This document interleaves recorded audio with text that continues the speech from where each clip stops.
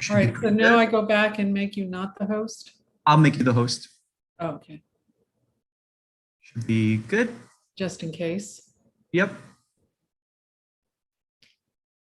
All Yeah, so right. it's up now. I guess just let the reviewers know that it's live, and if they want to share it, they can click the button in the top left and do copy streaming link. Okay. It should be all good. Oh, should I be recording this too? I guess not, right? You don't need to, but maybe just in case, Uh-huh. if anything goes wrong with the YouTube, you'll have a backup of it. Uh-huh. It doesn't hurt. Yeah. All right. Okay, cool. Thinking of it. All righty. Sounds good. I'll see you See later. you later. Thanks, Nick. No problem.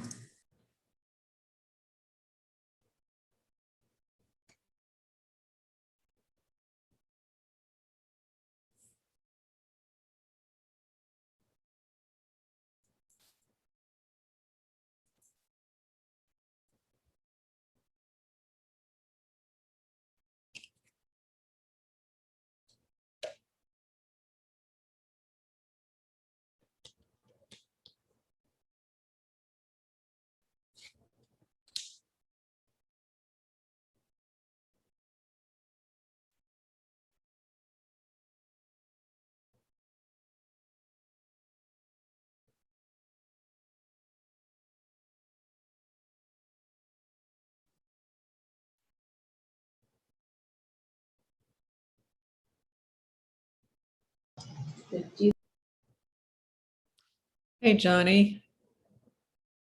Hey, Hello. Melina. Hey, Natalie. These images are looking pretty sweet.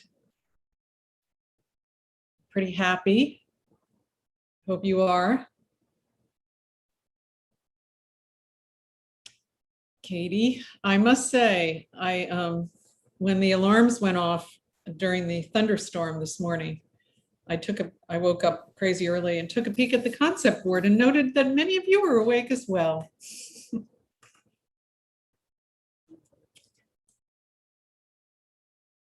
So would you all like me to tell you when that you hit 13 minutes so that when you have 2 minutes left in your verbal presentation? Maybe I will do that. I'll set a timer on my watch. So, hey.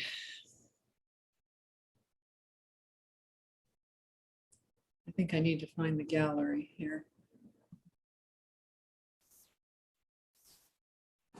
Hi, Judith. Hi, Tim. Hi. I have to figure out how I can see everyone at once. You'd think that I would have conquered this. Gallery. Judith and Tim, do you know each other? I don't think so. Hi, Judith. Hi, Tim. I guess we do now. We do In now. this context, whenever I'm around Judith, we were on the board of the ACSA together a number of years ago. Whenever I'm around Judith, I become Judy, just by, Default. sheer logic. No, yeah, it's very nice of you to offer it when we first met that she could be Judy and I could be Judith, and I was very grateful. Right. Well, it's only logical, Judith, because you're the dignified one. Sorry, I'm okay now. Although I think we're the exact same age, but I think whatever. that's true. I don't think I've ever been described as dignified before, so I appreciate it. You gotta relish it when you Yeah, exactly. achieve Yeah. that. So Tim, where are you? I like to ask that question these days. I'm in Boston. Mhm. I'm a professor at Northeastern University, Oh, and I'm the principal at a firm called Util. You've probably seen their work. They've, won a bunch of awards and been published all over the place. Where Tim was a student many years ago at UVA, but shortly before I went to UVA. right. But somehow we have bonded over shared interests, That's right. and we like to be on each other's reviews. that's All good. true. So I'm just recovering from my second vax. So are you a little groggy? I'm much better than I was yesterday. Uh-huh. And I'm better than I was this morning. So I'm on the upswing. When Our did you get second the COVID done? Bostonian here. Hi, Hi, Tom. everyone. Oh, there's Tom. Yeah. Hey, Tim. Hi, Judy. Hi, Uh, Judith. Hi. No, I'll be Judy. I'm Judy and she's Judith. Now, Just for I differentiation assume day, Tom. that, Tom, you know Judith probably from Yes, the I do. Kinnard Yes. world. We've met a yeah, number of times. Yeah, good to see you again, Judith. Nice to see you. Yeah. And I don't see Z's name yet, but I imagine most of you probably have met him in the world of, those people who make wonderful buildings and talk about them and share their. Yeah, I know the work of Z well and really respect it, but I haven't met him in person, so I'm be eager to have him join us and have this conversation too. Yeah, great. And Tim, we're both in Boston, but both of us so busy we don't meet up enough, No, We not need to do these that. days. But Tom, did you go to UVA? I did, yeah. That's how you know Judy. Okay.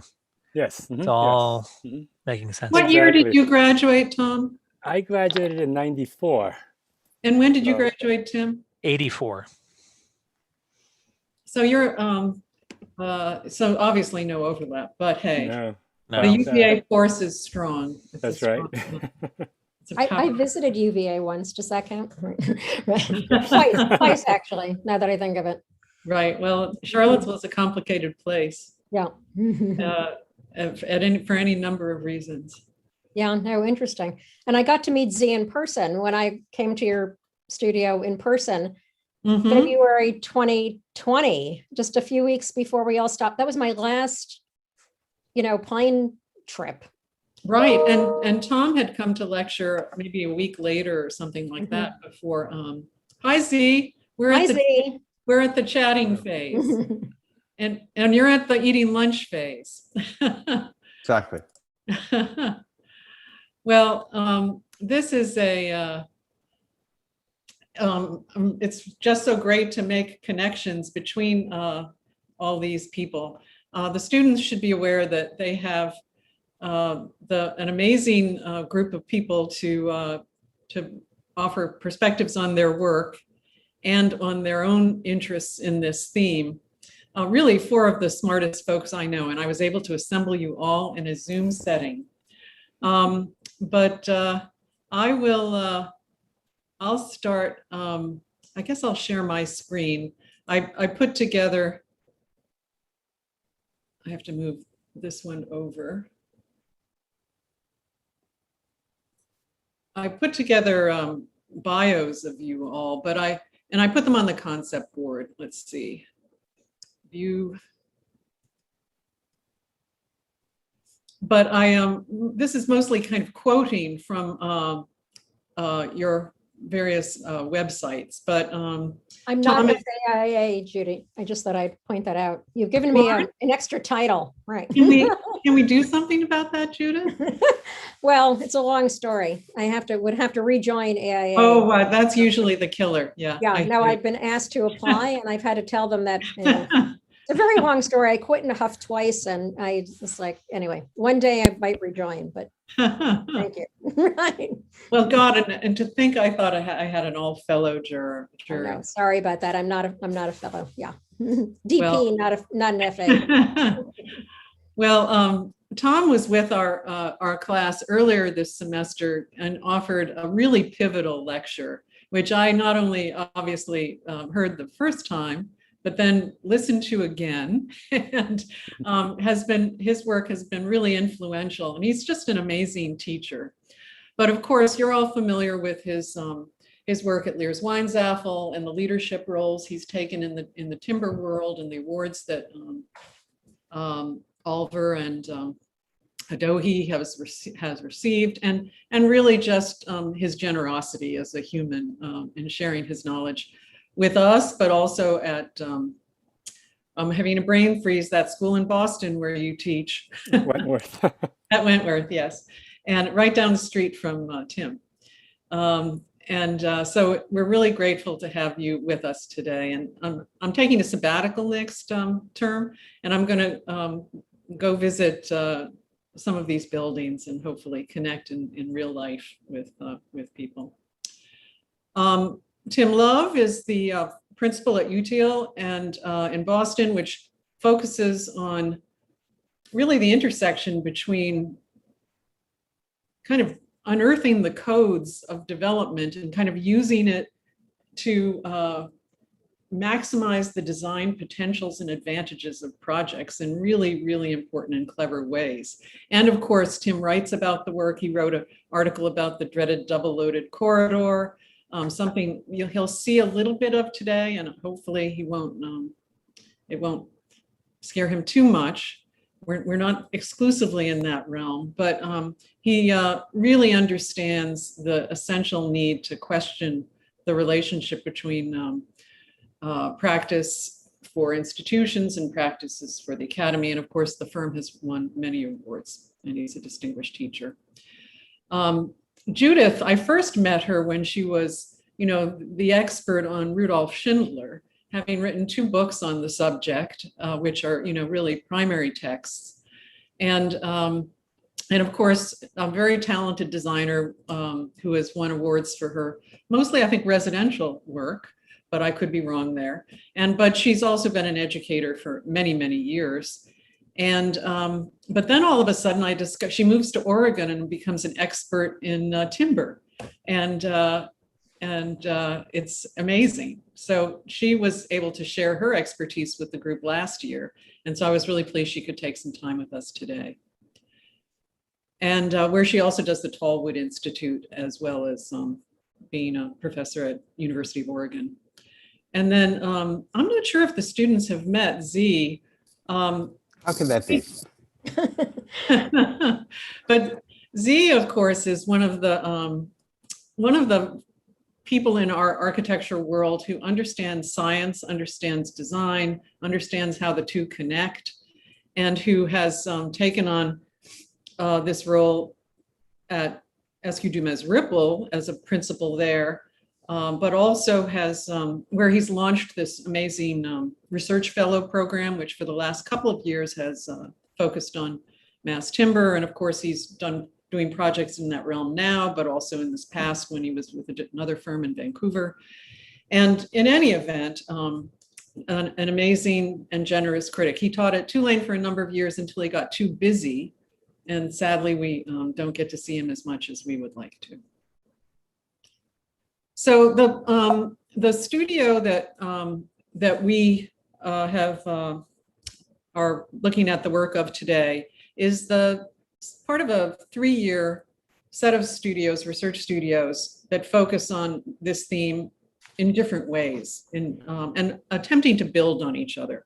Last year, in the initial research phase, we focused a lot on forestry and silviculture and regional themes. This year, working with Rafael Passarelli at this phase, we focused on properties, structural bays. These are some research boards that the students did where they were asked to develop a research question and then work through it in a variety of ways. We also looked at not just material properties, but global warming potential, and in this case, cradle to gate of concrete versus solid wood. We did look at the fire safety issue and the different new categories and char and all of that. We are not experts on this. We still find it confusing, but we certainly bit into that.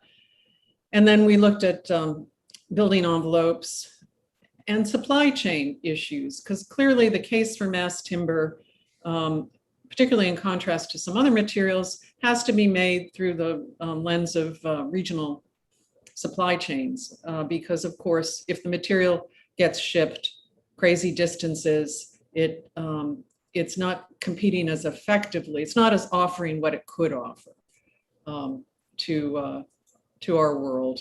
We also looked at assemblies and installation issues. And one student focused on solid timber modular volumes, which are done fairly frequently now in Europe, but not so much in the US in solid timber. And then this issue of disassembly focused on as well. So the project that we're looking at today was pursued in teams. We have 4 teams today. And we've been working on it for about 7 weeks. So it's a big project and it's been a relatively short project. But But we tried to focus on not just timber, but on the issue of dwelling. It's a mixed use residential project. And so that the idea is that in our post-pandemic worlds, we need to live better and breathe better. So it returns to themes that we're all familiar with from the early part of the modernist era, as well as these other themes that are more specifically tied to carbon and climate themes. We spent a lot of time talking about circulation. Zoning was not so much of an issue, and the students had some, because Tulane owns this site, and I'll explain the site in a second, but the program was for mixed use, and the students were asked to write the program in terms of who would live there and specify the mix. We looked at some precedents on a variety of themes, obviously in the theme of health and light and air. Alto's Paimio Sanatorium is a referent. We also looked at this notion of layers of change, where if you can keep the structure intact, we try to put the timber in and then leave it there as long as humanly possible so that it doesn't erode the initial values of the material. So that there is that. And then just a couple of words about the site. And of course, the students will share some information about the site as well. It's adjacent to the Mississippi River and the levee. And as I think you all know, the levee is the high point. The water level is, depending on the season, is typically above the street level adjacent to it. But it is still the highest ground we have in the city. And as you can tell from the 1940 Sanborn, it was like many sites adjacent to the river, it was once industrial. You can see the very low scale residential texture that surrounded it then and surrounds it today. It is, however, very close to the university. It used to be a shopping mall, one of the first, suburban, effectively, shopping malls. But Tulane is up here. The wonderful Audubon Park, a public city, well, it's sort of public-private, but city park here. And it's just outside the sort of half-mile radius. And so if you look at this map, the undergraduates are, once they leave the dorms, they cluster in these little pink bubbles, and the graduate students disperse a little bit further. And so the program that we are proposing is graduate student housing and potentially market or workforce housing. And each team has an idea about that. But so presumably for graduate students, it would be just a wonderful bike ride through the park to get up to the law school and the business school, and to our building is right here. These are some images on the lower portion from the Sasaki master plan. There's very much a distinction between the Broadway side and the Leake Avenue side. Leake Avenue is a fairly fast, like a 40-mile-an-hour, no sidewalk street against the levee. This is more of a neighborhood boulevard. And so there's a distinct difference in scale. You can see, you actually can't see it very well, but there are some taller structures, including the adjacent Lambeth House, which is an elderly, one of those life care communities. And I think it's about 11 stories tall. The students may know better. This is the site, that's the shopping mall. The university intends to use this, to develop this site. They didn't really want to be part of this conversation. They didn't even want me to show these images because they like to keep their cards close to their chest. They also have, as Z will attest, have zero interest in mass timber. But the idea is that maybe universities, particularly, well, maybe not particularly, but including private universities, should have more of an interest in this material so that because they hold onto their buildings for a good long time. And their responsibilities could be much more nuanced in terms of regional economic issues as well as environmental issues. So, so that's the sort of front end. And I've told each group that they have 15 minutes to present, and then we'll take 20, 25 minutes to talk about each project because I know everyone's real busy. I'll let the groups know after 10 minutes since that's easy to pick into my watch. So any questions before we get started? Great. So team Rendelman, Mishka, and I'm going to forget everybody's, and Mansera. You got it. Want to share your screen? Yes, you can go ahead and get started.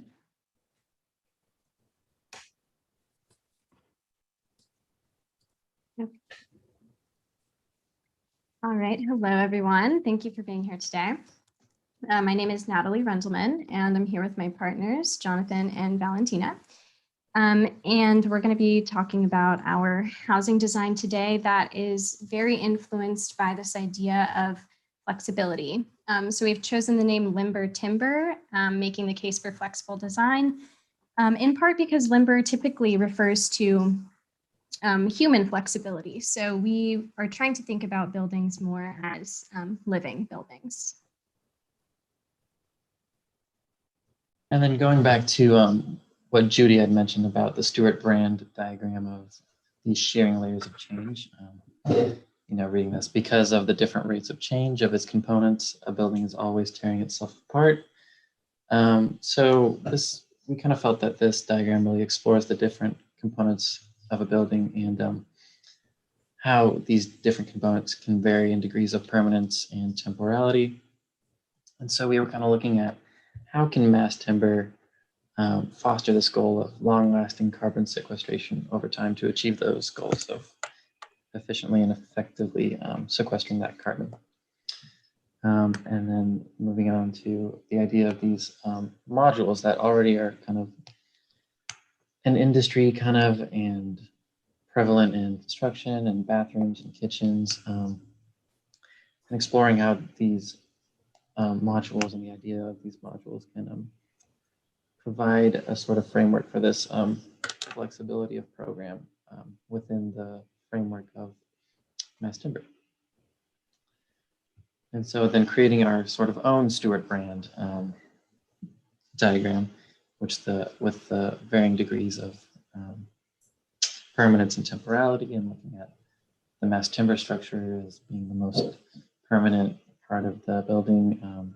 But with much better typography. And the mechanical systems as well, moving on to the skin and finish on the outside to protect that mass timber structure.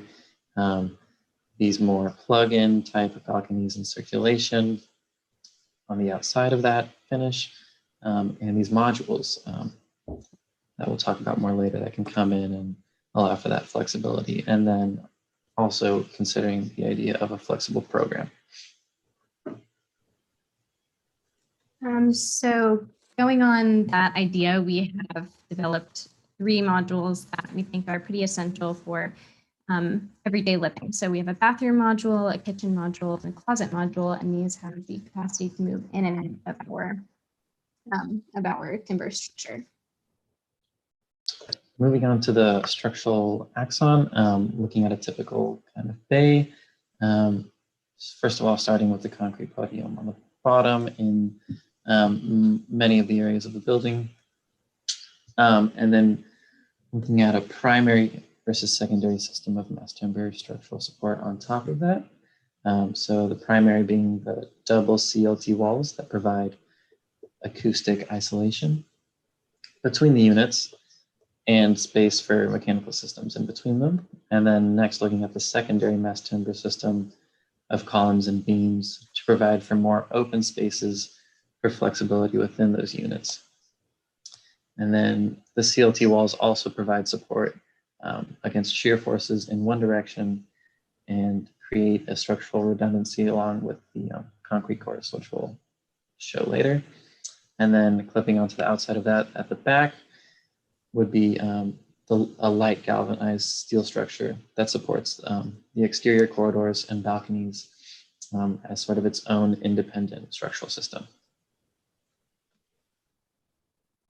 So we've developed 3 different unit types to allow for further flexibility for this context of housing. We have a duplex, a standard unit, and a studio. And each one essentially is adding a segment in size. So there's a wide variety of each and a total of 348 units in total. So then just looking at a structural grid and plan, again, the primary CLT load-bearing walls are at 24 feet increments, and then the secondary column and beam structure is at 12-foot increments. And yeah, and then we also, the panel sizes are about 4 feet, so that was also taken into account when designing each of the units. So yeah, and this is an additive balcony version of 4 units. With the, on the left, you can see that one of the bays is split in half to provide for 2 studio spaces. And definitely a single loaded corridor condition in order to maximize cross ventilation and well-being and access to light. And in the middle is the duplex plan. And on the right is the standard unit plan. And you can see how there's also the kitchen modules, the bathroom modules, the closet modules, and how facing the corridor facade, there are garage doors that open up in order to be able to easily pull out these modules that they can change over time. So this is additive balcony. This is the second floor of the duplex on this strategy. And then this is the subtractive balcony version. So there's a little bit less space, but really the subtractive balcony is more of a sunroom that has a folding door on the exterior in order to protect the CLT from being exposed. And then there's the second floor of the duplex again with the subtractive balconies. Yes, and I'm going to quickly take us over to YouTube and we can watch. Are you all seeing my screen as well? Okay. Yeah. So I'm going to just start it over. So we can watch sort of the sequence of these different elements being put in. First with the more, or the less flexible units, sorry, with the structure. And then these green elements are the more flexible modules and furniture, which can always be, sorry, I'm going to try and get out of here. It's all, they always give you a very undignified end to your animation. I know. Okay, so yeah. So then moving on to what this looks like aggregated across the site. You can see we've tried to activate the 2 sides of the block so that folks over at Lambeth House can walk, traverse through the site and then get to the residential or commercial area on the other side. And yeah, we also have some nice ground conditions that we'll look at later too.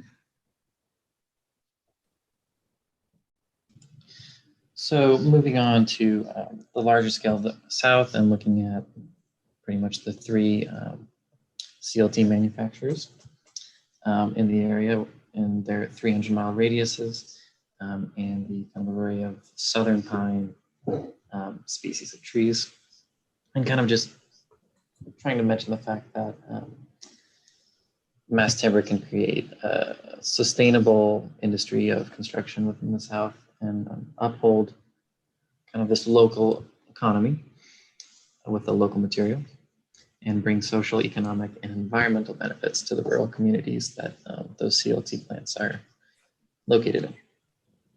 And then kind of another refresher on the site. And then moving into this map of You home guys have values, 5 minutes left. home values in New Orleans. Okay, And that's so okay. just a quick mention that we're kind of arguing that Tulane has a social responsibility to create affordable housing in the area. So a lot of these blue areas are unaffordable for houses making less than the median income. And so we're kind of arguing that Tulane as a contributor to gentrification in uptown New Orleans and the rising rents in the area. And because they bring in this large workforce such as Sodexo and other custodial workers, which are mostly comprised of Black and women, which are the two groups that are most at danger of eviction in this country. And so most of them are unable to live in the area near New Orleans, but because Tulane is bringing them in, they should have a social responsibility to provide housing in the area. And then looking at health and well-being. So looking at the site and then moving into sort of perimeter block typology that matches the New Orleans city blocks. And then looking at the arrival cuts and where those kind of entrances into these courtyards might be. And then moving into sun exposure and sort of the stepping up to provide shade within these courtyards from that afternoon sun from the west. And then looking at program along these step units, and I think it's pretty self-explanatory. So residential stacks with commercial along these main streets on the edges, and lobbies at a lot of the corners of these different buildings. And then parking on that main little bottom building, U-shaped block. Yeah, and then looking at sort of the sun exposure again, and where we have the additive versus subtractive balconies. So those additive on the eastern and northern facing, and the subtractive on the western and southern facing. And then moving into those lobbies and their connection to the vertical cores. And then looking at how those connect to the exterior single loaded corridors on the floors above. And then highlighting spaces of communal space around the building. And then next, looking at the outdoor space that we provide with one courtyard being a little more active on the left with kind of spaces for tents or food trucks to set up, and one being a little more reflective that kind of steps up through the parking levels, the two levels of parking, to kind of create a more reflective kind of serene area. That's a little more semi-private than the other one. Okay, so I have another animation, which is going to demonstrate layers of flexibility in a bit of a fantastical way. Start it over.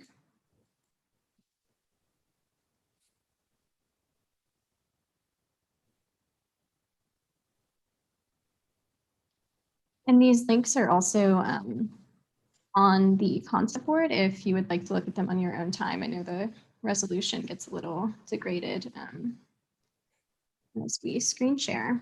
But yeah, seeing how those flexible elements come into play and then how it is animated at the end. Okay, and back over.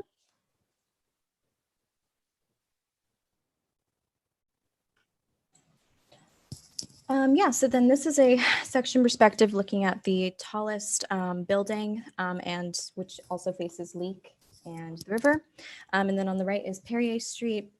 Yeah, and you can kind of also see how we've implemented along these single loaded corridors, experiential stairs that are able to take you to any of the floors. And also these shading elements that are attached to the corridors that can move based on whatever people want it to look like. So, and also can help with shading as well. So, yeah.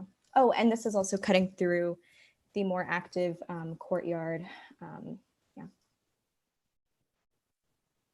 And then this is just a detail section with the assemblies. Definitely just wanted to make sure the envelope was making sense and working well to reduce energy costs and things like that. So we've decided to use wood fiberboard. And yeah, and then this is cutting through the commercial concrete podium. And then this is also just a view through the corridors, single loaded corridors. And then looking at a sort of detailed section to kind of examine how a lot of these systems work and how these modules are sort of implemented. And looking at the top of these roofs along the area, you can see kind of these cranes that are reaching down and allowing for that flexibility with the modules. And so moving into the details of these and how they might evolve over time. Your time So- is up now, Johnny, so just wrap it up. I think we're almost there. Yeah, we're near the end. So looking at a unit where people are moving out, and next taking those modules out, and then how that might be converted into an office space in the future. And then looking again at another example of this, a larger double height unit, and they're taking out the module to allow for office space in the future. So yeah. And then just to wrap up now with some facts and figures about how much square footage we have. We have almost 300,000 square feet of residential space, and also a lot of interior communal space, as well as 1.3 acres of outdoor courtyard and sort of marsh and exterior. And we also have 80 garage parking spots. And I put an asterisk here because we can imagine that this garage is one day no longer a garage, that people are not really driving cars so much, and that this structure is repurposed. And then there's also a good amount of commercial retail space. And we are sequestering a lot of carbon, which is great. And it comes up to a total of 6,750 tons of carbon is what we calculated. Yeah, thank you all so much. We can go back to any particular slide that you might have wanted to see. Or we could segue over to the concept board if you like. Oh, yeah. Is that in the link you sent, Judy? It's in the chat. It's the first, it was in the link I sent, but it's the first message in the chat. In the chat, okay.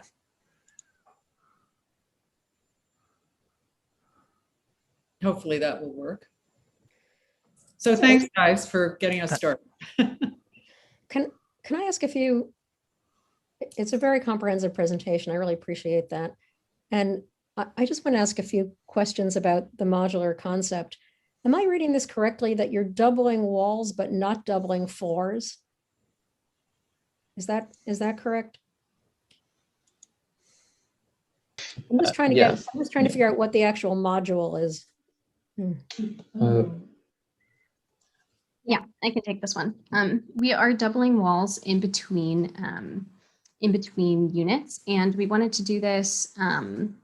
Well, we were able to do this in part because we are using 3-ply CLT throughout the building, so we're minimizing the amount of wood fiber in that area. So we thought we could budget a little extra over to allow for that acoustic. But it's nicer not a quality. modular, it's not a modular construction, Judith. We'll see one that is later, but the modules are the wet units and the storage units. Right, thank you. Correct. Yeah, that's really what I was asking, because I you know, when you're talking about the flexibility and the craning in, it isn't a complete unit because it doesn't double the floor, right? Yeah, and it's interesting. I'll try to say this as briefly as I can. I've spent the last 7 years kind of wandering through the US modular world in an attempt to get something done in mass timber. And there is one project now up in Washington that Methuen is doing with Aspect Engineering. They're building a new CLT plant, and then on the same piece of industrial area, they're going to be building a CLT modular housing factory. And they've done about a year of R&D to kind of look at making it truly modular. One of the things they have found, what we've all found, is that the amount of repeatability is really key, even to the extent of not being able to mirror units. And that has to do with minimizing plumbing and all kinds of stuff, but also And you don't have the seismic issue we have in the West Coast, but there's wind issues here. Also looking at where you put spines, which, there's various ways to do it. But one of the issues with complete modular is the amount of fiber you're using, and that includes even doubling the walls, in this. But if this building is probably a type 4C, is that right? Yeah, and I hate to maybe it's because I'm teaching comprehensive studio now and we have to talk about everything. So it's in my head, but it probably means that everything has to get an extra lamb for the 2-hour fire rating. Right. So, in the end, can you use 3-ply? It's an issue. And, Sidewalk Labs has just come out with this component system that they looked at, and they did, and again, a year and a half or two of R&D on it, and they're doing it by component rather than full module. And they've developed what they call a cassette, which involves the mass timber and then lots of layers of things that involve soundproofing and all kinds of other stuff. Now, I don't have any expectation that you would be doing this in a studio now, but it's just kind of out there. It is a kind of complicated process. But one thing I thought I would comment on in terms of both the flexibility and everything else is that in general, the plumbing modules tend to work so that as much as possible, they're back to back, meaning that the plumbing and the of the bathroom backs up to the kitchen, and that those are essentially in the center, and that they try to avoid going through the side walls if you're doing CLT and just letting the plumbing run up and down, solely.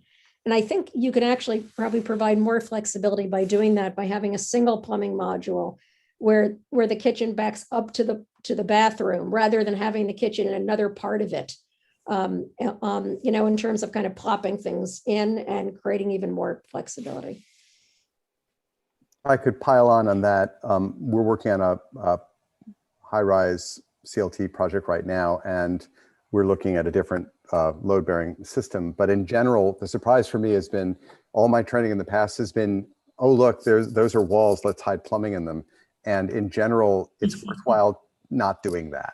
Yeah. Because basically, if you're counting on those for the fire separations or other things, it could be that you basically carve out a little space within the stacked plumbing that can carry that. And that way you're leaving the demising wall to be inviolate in terms of providing fire. This is way inside baseball. But exactly. Anyway, so, I want to take this way up and say, I'm loving everything you thought. And I thought, gosh, they did this in 7 weeks. This is amazing. This is like recapitulating about 6 months of study we did on a project and beautifully presented. I was curious just about the practical question about twinned CLT walls providing a better acoustic performance than some other alternative you might have considered. And was that based on research or a calculation, or where did that come from? I think, well, maybe I'm not the best to speak on this because Valentina researched our values and insulation, so she might have a little bit of a better understanding. But I'm talking about for the demising walls. Yeah, largely it was okay. Yeah, I think we received a lot of instruction from our instructor, Professor Passarelli, and he's kind of an expert, and so he said that this is a good thing that is typically done. That was a new thing. I mean, the earlier iteration, until I talked to Raphael last week, was like Tom's at Dohe Hall. It was all columnar, and then the walls would have been offset studs or some kind of. So the double CLT walls are for acoustics. Is that the reason? It may be for some shear. Yeah. Yeah. I think another thing with the double of the CLT walls was kind of to minimize the spread of vibration between the two units. So like isolating one wall from the other to kind of have another layer of separation with that space in between the two to kind of minimize those vibrations. I mean, it's interesting. I think it's a very nice scheme too. I think for me, the question has always come down to the module that you chose. The 12-foot module, which doubles to be 24, the 40-foot depth, the 8-foot circulation zone. And I think Z's right, and Judith too. Maybe the kitchen would have been better up against the bathroom module, because 12 feet is already pretty narrow for a living zone in housing. 12.6 is usually as narrow as you want to go. And so the problem with where you have the kitchen is that you're taking part of that width away by having the kitchen subtract away from the 12 feet. If it was rotated 90 degrees and pushed back against the bathroom, it would have been a more classic, kitchen, dining, living sequence out to the perimeter of the housing. I think the other challenge with this module is that 12 feet is a little bit narrow for the living zone, and it's a little bit too wide for the bedroom. And so I wonder if more of the bedroom could have been colonized for storage somehow, not to be maybe a giant closet for the bedroom, but maybe even accessed as a pantry or something. So I think what's elegant about your scheme is that you were able to solve it all with this module, but the actual planning complications of the module, I think, for me, aren't quite resolved. I mean, it's still very elegantly planned out, but I think some of the dimensions seem a little bit tight. And I also, it's very unorthodox in North America to do an exterior gallery circulation and then have all of the living zones face that. And I think that's generous enough. It probably would work, but then all of the screening on the gallery zone means that you're blocking views and light precisely where you would want a lot of light into the units. And so I wonder if that's really necessary, if those are deep enough, because that's going to be the view that you get beyond that gallery zone looking out, which I think picking up on this is the whole, when we were exploring a scheme like this, and the project we're doing right now in Vancouver is 12-foot center to center module. So we're living the pain when I'm looking at this layout, and we're doing our new dorm for 2-lane also on this 12-foot grid. So we're living that dream. But I was curious, when we explored the unité style of stack and flow through cross ventilation, the challenge, right, is that, as you're saying, the circulation is kind of like Robin Hood Gardens, right, where you have got the street on one side. And the challenge is that means that people who are passing are looking right into your unit. And so you get this thing where, in principle, it's wonderfully daylit, and it certainly can be cross-ventilated. But the question is, in practice, would everyone just have the screens down? So Tim, you may or may not know, they have a set of dorms now that I forget all their names. We're getting ready to tear them all down, lamentably, with external circulation. And I just look at how people look into those at 2-lane right now. And the answer is everybody has their shades down all the time. Right. And so it's sort of inherent. So my heart says I want this scheme to work because it's the way I think we should be living. And my practicality is we need like a magical glazing system that goes opaque just when someone's walking by and then turns transparent again when no one's looking into my unit. I don't have an easy answer for it. I honor that you're designing it because it's how I wish more people would live, even though relatively few people do. I wonder, that's the typological question, right? And I wonder if those galleries get deeper and deeper, is it more acceptable? Are there little private porch areas outside of the units, and the circulation zone is really pushed to a 5-foot zone, and there are more lateral territories on the gallery? I mean, I think that's right, because it that's the question for me beyond the CLT issues, which is typologically there are all kinds of efficiencies in the 12 feet and the external gallery system, but it probably would require a little bit more invention about what that porch is. But you'd still, I mean, I think Z summed it up. There's probably no ideal solution for housing because you always have this question about double loaded corridor, privacy versus cross ventilation and light. So, again, the 2 North American modular ones that I know that are in pretty serious development, one is Intelligence City in Vancouver, and they're by fall, they hope to have something in the ground, and that goes with very small units. Again, it is a 12-foot, I think it's a 12-foot module, internal pods for kitchen, and bathroom that are backed up with plumbing chases up and down again, because they decided again not to invade the demising walls. And that was their pitch, is that they are making these kind of deeper balconies, which they're selling as communal space. The project, the Forterra projects, it's called, the Methuen one in Seattle, is doing double loaded corridors, with, units on each side of it, and using those corridor spaces for a lot of service delivery. It's, as you said, it's like 6 of one, half a dozen of the other. I'd say that in New Orleans, the advantage to cross ventilation is such a big advantage that I probably come down on the side of what you guys decided to do, is that do that. But I agree with Tim that maybe that outdoor space just requires more articulation, so that it gets bigger in some places, so it's more convincing as a public space.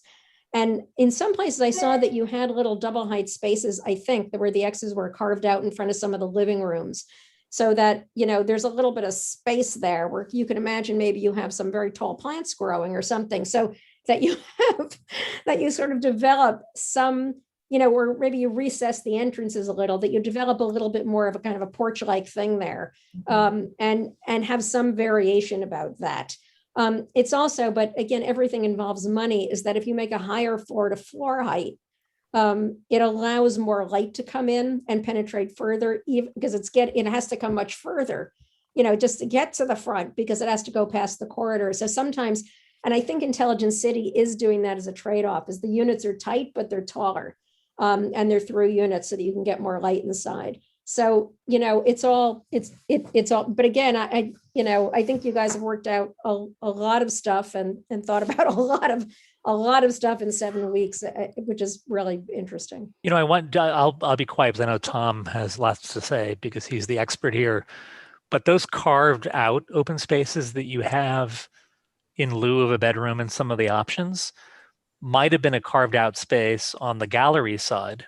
And then if there was glazing on the deeper side and the side at 90 degrees to the gallery, you could have your cake and eat it too, because the views directly into the unit would be through that space. So maybe embedded in your type itself, you've got kind of an answer there, that there could have been carved out exterior spaces next to all of along the gallery to solve some of the privacy issues that Z was bringing up. Yeah, so I think there's been a lot of really good comments here, and I think that's because I think the project overall just is really, you've done a lot of work, and so that it allows us for kind of to have these fine-grained comments. What I really appreciate about this project is kind of faced with the kind of the realities of mass timber, is looking at kind of what the base product is, right? Going everything from the billet and looking at kind of the produced fabricated product, and then how that becomes a module for the design you're making. And I think all of that's done really well. It's, we could nitpick all along about like, okay, is the 3-ply going to really work? We could go on and on about that, but I think the thought process behind understanding what that module is, how that becomes then like the structural basis for what you're creating, I think that's all really, really well done. I particularly like this combination of solid load-bearing walls as demising walls, and then a post and beam structure in between to create that flexibility, which is kind of your core concept. I think that's really, really nice. One thing that I might suggest is, right now you've got your CLT panels within the width of the unit, and you're adding onto either side either a outboard balcony or this whole corridor stair infrastructure, right? And that's because you got your CLT spanning essentially on this drawing from unit to unit. I wonder whether instead of doing that, if you had a central beam going, the way right now you've got a beam going, I think parallel to the demising walls, right? But if you were to, I'm going to just draw on here. If your beam were to go this way, let's say, okay, and your CLT panels would actually come out and cantilever over, that might be quite an interesting way to look at it, so that you could just use the CLT to create both the exterior canopy, the balcony, and the exterior circulation. Might be worth I looking love at what it. you're saying. I don't think we can see what you're drawing. It's on, he drew on the Oh, concept. board. Oh, it's So, somewhere else. yeah. Okay. Instead of on the, Yeah. yeah, instead of will on the re- Zoom. Right. yeah. It will require you to do an extra layer of beams on the other side, but then you could just cantilever over and use the same structural system. That might be something that's interesting for you to look through. And you can, yes, the CLT will cantilever and become on the outside, but there's ways to waterproof that and put concrete over it and deal with the technical challenge. So Does So that you work are- with the lengths, Tom? What's Yeah, the, you're what's, increasing the span quite a lot though, and which means much thicker CLT, which Yes, it probably would it's have to be true. anyway. Three ply is probably not going to make it, but even The at the 3-ply right now, as you've got at a 12-foot Yeah. span, could do it. This would probably mean a 5-ply, but then, you know, again, it's like that combination of structural efficiency versus the thickness of the panels. So all this is to say that what you've created is really nice and offers us kind of different suggestions, right, within that system you've created. So I think that's really successful. I think just overall looking at your massing, I like to the point that you've gotten to in terms of like bringing the sun angles, having areas for the shading, making the connections with the street. I think that's all quite successful.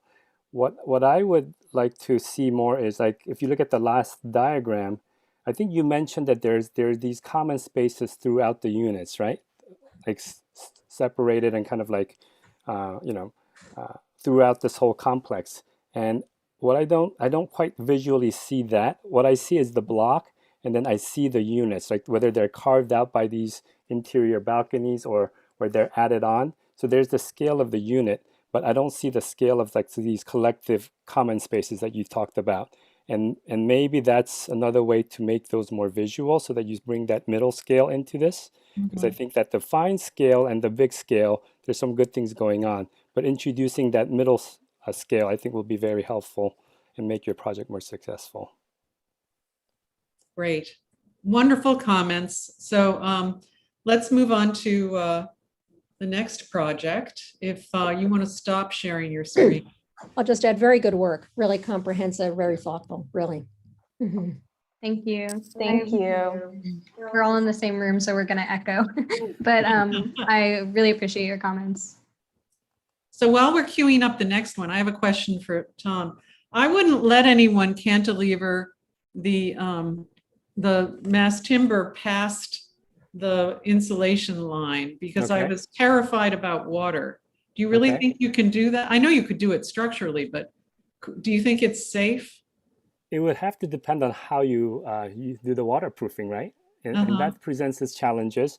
One thing that's kind of good about cantilevering with timber is that there's less thermal bridging happening. Let's Sure. say, right? Mhm. So I think there's wood is a great insulator. So I think that's one thing that you can kind of that solves that issue with other materials that you cantilever and you know. It the certainly famous one works being- with yeah. these, you know, how they very skillfully had this idea of subtractive balconies versus Mhm. additive balconies. And they took advantage of it. And there you're at least protected from water on three sides. I like to point out when I moved from Vancouver to New Orleans, I moved to a place that had 1.5 times as much rain and twice as many hours of sunshine as Vancouver, where we do have time to dry, but you know, rot is amazingly of concern here, and we also have a relatively underskilled workforce. So the question is, how bold are we willing to be on waterproofing, relying on great waterproofing to protect exposed CLT? Because once the rot gets in it, it'll never dry. We And had 6 I'm gonna inches. say- We yeah. had 6 inches of rain this morning. Yeah. So Judy, I reviewed a paper for some European journal, I can't remember which, where part of the study was looking at a bunch of CLT buildings that have been up for a while and looking at some of the moisture issues, both inside and out, and every single one of the exterior balconies that had CLT. And these were mostly built in Germany and Austria, where they have much higher standards than we do. Every single one of them had a rot problem. So I totally get it, but I have to say, I think that you know, probably with good enough water bringers, but I think the cantilevers outside make more sense when you're cantilevering a whole building and it's just a soffit that's exposed and you're actually enclosing the space above it. No, Right. Tom, it's a great idea structurally, but I'm coming down on Judy's side. I worry about it in terms of the water issue. He lives in Boston. They have a very highly skilled workforce. All I right, wasn't next aware that you project. had banned cantilevering. That's good to know. That would be us, right? Yes. Do you want to share your screen? Yes, I will go ahead and do that. I'll give you the 10-minute warning. Can everyone see that?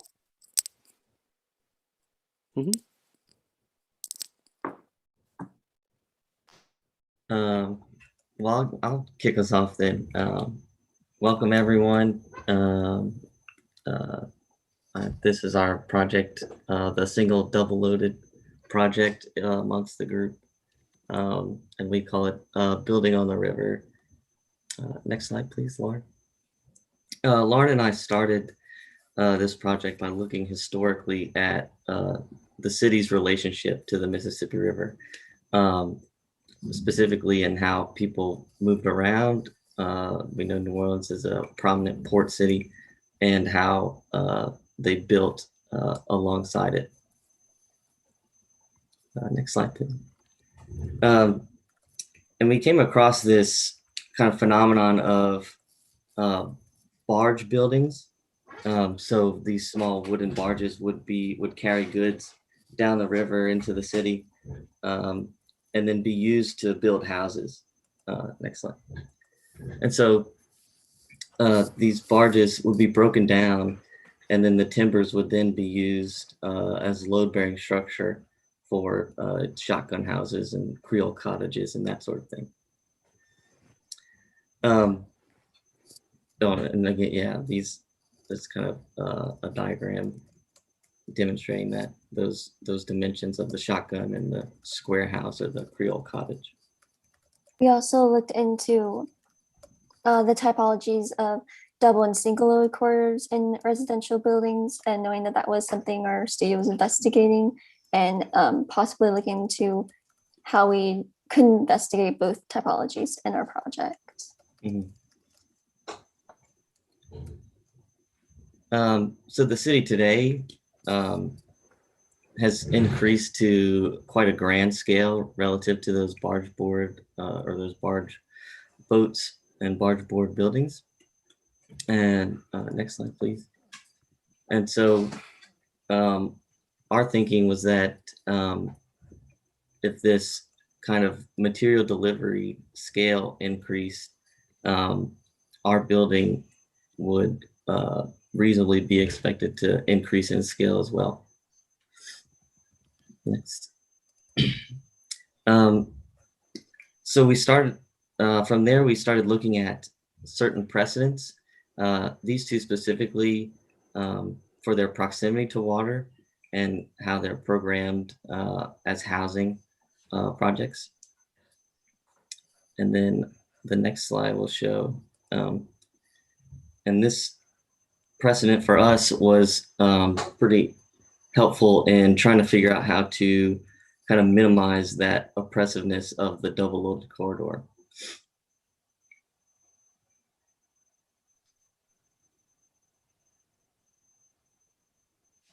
For the precedents we looked into, we knew that they're all very linear buildings, which was a massing type that we were looking into. And so we were thinking about the comparison of what that might look like onto our own site.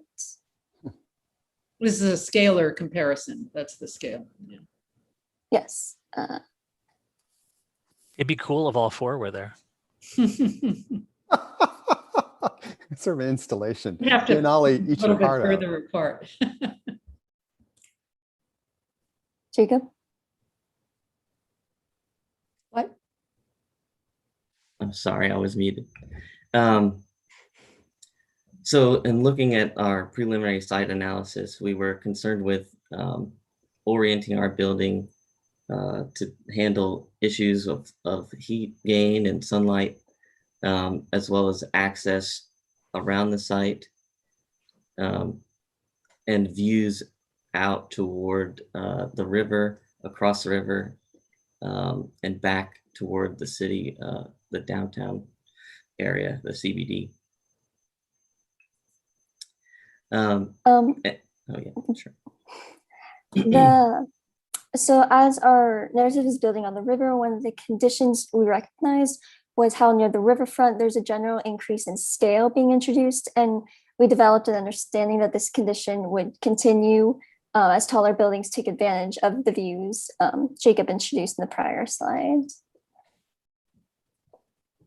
So our initial massing strategy was a monumental massing combined with an open organization typical of college campuses, which is part of the narrative of dwelling we're looking into for graduate students to be living on site. So we started, of course, with the property line and then moving into a more rectangular form that would then introduce a long linear organization through the form, transitioning to the monumental massing that we are interested in. We then began to fill the massing back in, leaving subtractions, which then began to be informed and responded to the site conditions through a pushing and pulling method, which responded to views and streets and the building heights near the site. We also began to introduce this process of pushing and pulling multiple axes in both directions, pulling the massing out to create a more lower level near the Broadway side of the site. Then we added on, of course, minor details to the site, finally, ultimately ending up at our final massing of our project.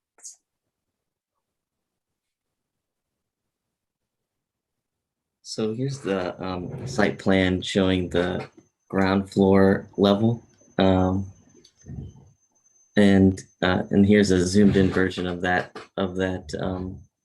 floor plan.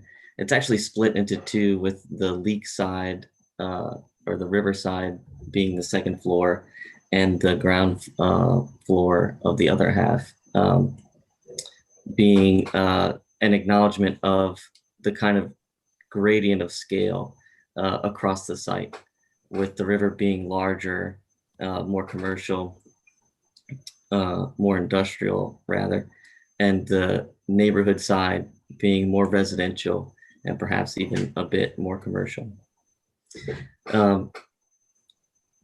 And so moving up through the project, this is our typical floor plan.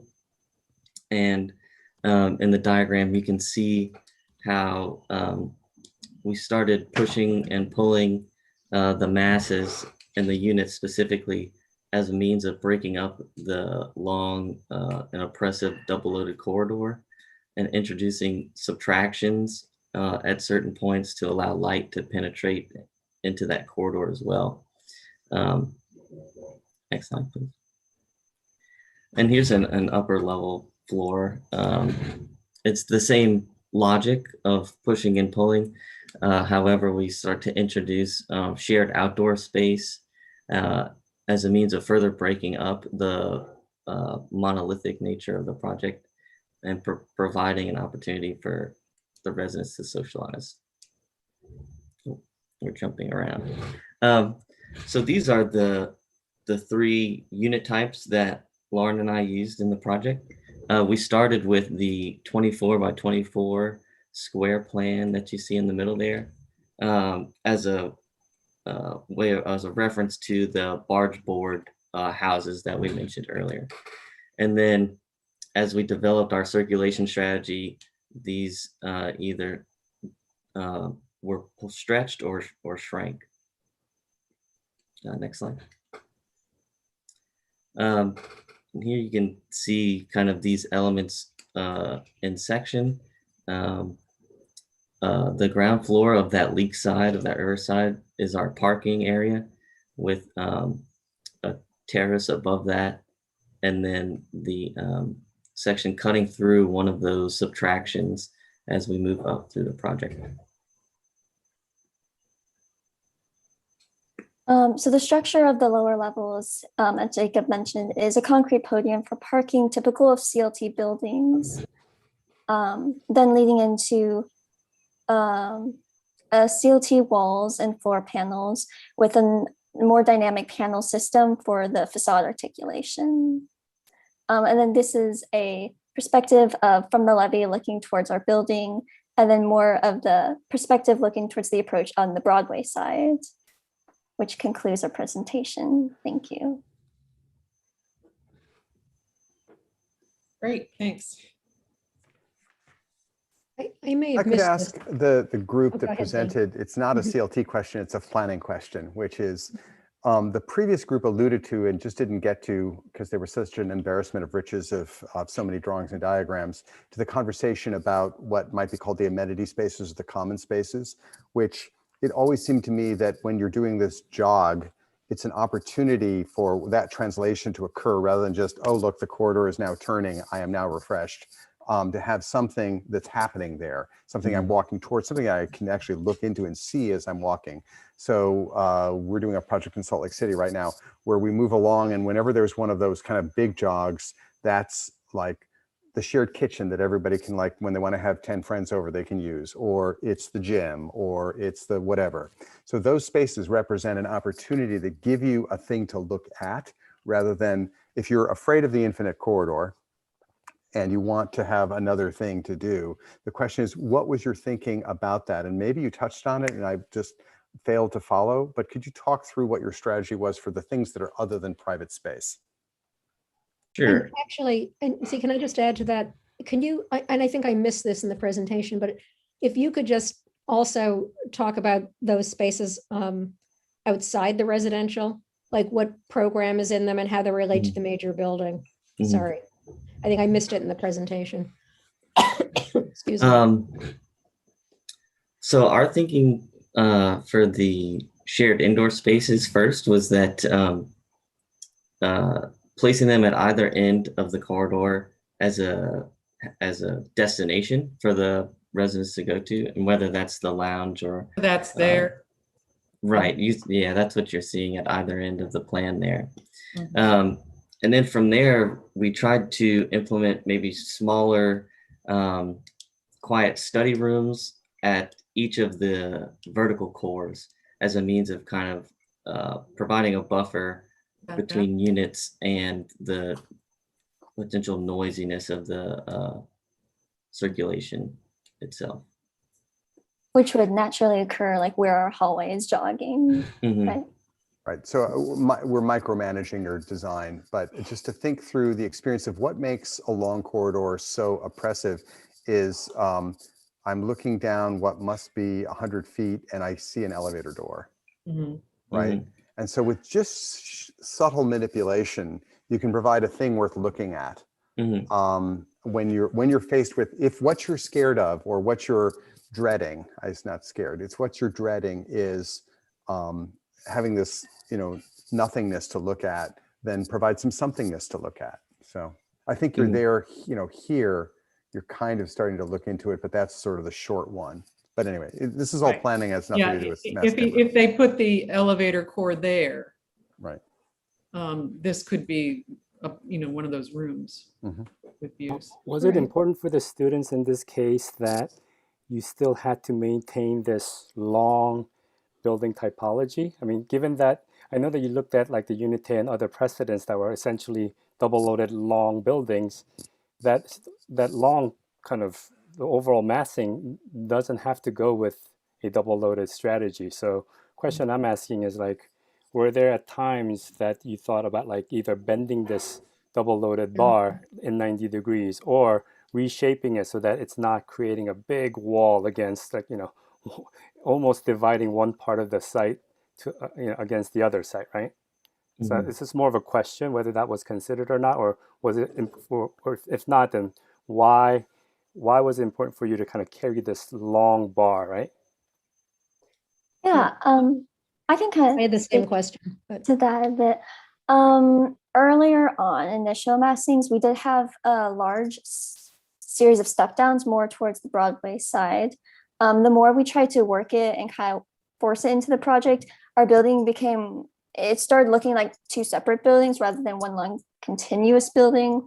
And we considered breaking them apart because it was like kind of one of those moments where it's like you could go with one or two ways. And we chose to pursue the long linear building, if only because we're influenced by this idea of transportation and arrival into the site, mimicking the transportation and arrival of the materials on the site, and all the residents and grad students and possibly international students arriving on the site, much like the passengers arriving on a boat, almost like a cruise has parked onto the site that we have designed. Lauren, could you go back to the site plan or the site massing? I had the same question as Tom, and I'm still trying to figure out what's going on in the ground plane. I apologize about that. But you have some building on the ground. Yeah, there we go. What, I'm just going to annotate so you can see what I'm doing. But I think I missed it. What is this? What's in that building? It is parking for 2 levels. It's inhabitable open space on the top of it. Yeah, so it's shared social space. Yes. Underneath the building, feeding out to it. Yes. Right. Yeah, I really had the same question that Tom did, and I guess I'm wondering about the same thing. And if somehow, by breaking up this long piece and maybe staggering it on the site in some way, there might have been a way to kind of better integrate, that parking communal space in some way in the center that would allow you to both break it up and allow it to be maybe more part of the scheme to begin with, because it looks a little bit arbitrarily placed in relationship to that very long bar. And I think you've had all the right thoughts about it, about trying to break it up and vary the corridor. I think that you might have been able to go a couple of steps further in developing that across the site. So I'm thinking of Alto's Baker House at MIT, Yeah. where he did, since Judith Kinnard started us with the beautiful Alto project, where he's both embraced the infinite length. In his case, he put in some waviness, but that's obviously can be quite the challenge with CLT. But there was a very deliberate thought about the mass, the low-rise mass that's the dining hall that the project envelops as this public zone, and it feels less like, and we had to put that somewhere. So I was curious, did you show us a section through this, a cross section? Maybe that would help the conversation. Through that triple height public space, that guy. Yeah, go ahead, Judith Shine. That was all I wanted to ask. Yeah, and I think that, as I remember Baker House, is that the curves are actually used to help kind of embrace and enclose those bigger spaces. So it kind of moves, it's partly a gesture by the river, but it's a way of kind of making a space gently that does kind of define those bigger spaces. And it also features like a large communal staircase that, allows, more kind of communal interaction as you move up, which is always an issue in these dormitories with, big landings and things like that. And I think that some waviness, or it doesn't have to be curved. They do curve CLT in Europe through vacuum press, but apparently the vacuum press pressures will not reach the PRG 320 standards for structural certification in the US. So we don't have it here yet. Hopefully we will. But it could just be, stepped or staggered as a way of kind of occupying more of the site and maybe integrating those lower pieces a little bit more. I just want to honor the fact that this team took on, though, what if we made one big interconnected space rather than take the wimpy way out of okay, we're going to break it into tiny pieces. So the question is, commit fully, jump off the building with all the things you need to build the parachute, and how do you make something at this scale that the little shifts are a start, but I think there's a lot more that could be handled. And I think the idea of what if Baker House had to be rectilinear, what would it be, right? That's a really great problem to have, rather than say, I want to make it literally Baker House and get curved CLT. But I think your I'm on the board now and not in the slideshow. I think your site plan is misaligned because I'm looking at I think you're doing yourselves a little bit of a disservice because this is the center line of the street that's then up here. Are you drawing on the concept board, Tim? I am. I'm on the site plan. Yeah, you may want to switch to the concept board team.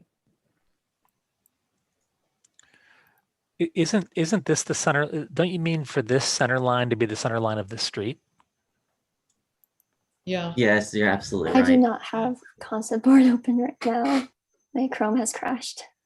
Oh, really? I can share mine. Yeah, it's an issue of alignment. Because I think I'm all for the big long bar building because this is precisely the place where the historic grid of the city breaks down. And I think if that had been correctly located in the context plan, then all of the things would be aligning that want to align. For example, this would have ended up aligning with these buildings. Yeah. Maybe this is meant to align with these. And I would say that the only thing that seems to be a miscue is the bar probably wanted to be held back so that all of these edges were doing what they wanted to do relative to the context. And then this is really relating to the scale of the river and these big institutional buildings, which I think is kind of cool. Because I think your massing is sculpturally interesting. So I don't have a problem with the bar, and I like the playing field here too. So I just think that the project would have been better with much more care that stuff on the first, second, and third floor was really tied into the context to allow the bar to then float above. But the misalignment of the site plan is kind of a bummer, as we say technically.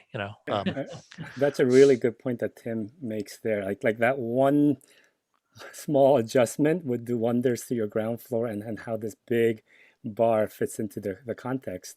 And I think likewise, what you're making with these openings at the grade level is really the key to breaking down the massing, right? And when I asked you why you decided on that, I liked your answer because there's a strong concept to that, right? You're being in the metaphor of these big tankers that come by. And I appreciate all of that as kind of like your creative inspiration for your project, right? That being said, I think then if you've created these long bars, you need to break them down. And I would suggest at the upper levels too, what you're doing is you're kind of carving out kind of either one half or the other, right? And that could work from the perspective of the corridor inside, but it doesn't help to kind of look and see through the building from one end to the other. And it still ends up being, although it's carved out, kind of one big, tall kind of a barrier. So could you consider points where the corridor might go through, but it's actually, you've got views on either side, right? So that, and maybe that's like 2 stories tall or 3 stories tall here, so that it's not just for the inhabitants of the building, but the people on either side of this bar being able to have opportunities where you could actually see through and this whole big mass is broken, so that you could see a glimpse of the sky from one side. Tom, are you to the drawing other. on one of the drawings? No, I'm not drawing. I'm just kind of looking at the axon. Describing. And describing those punctures. It would be good opportunity. There's opportunities to make a few punctures that would go through the entire building in a couple of places, and I think that would also help. But I agree with Z and Judith that to do a project like this, the integration of the base of the building to the context with great care is key. And your intuitions and impulses are there, but I just think it probably warranted a little bit more care about the massing of those things at the bottom. And then a couple of more eye-level perspectives looking down some of the existing streets to see precisely which indentations in the bar were going to line up with different views. Yeah, I think that's all good advice.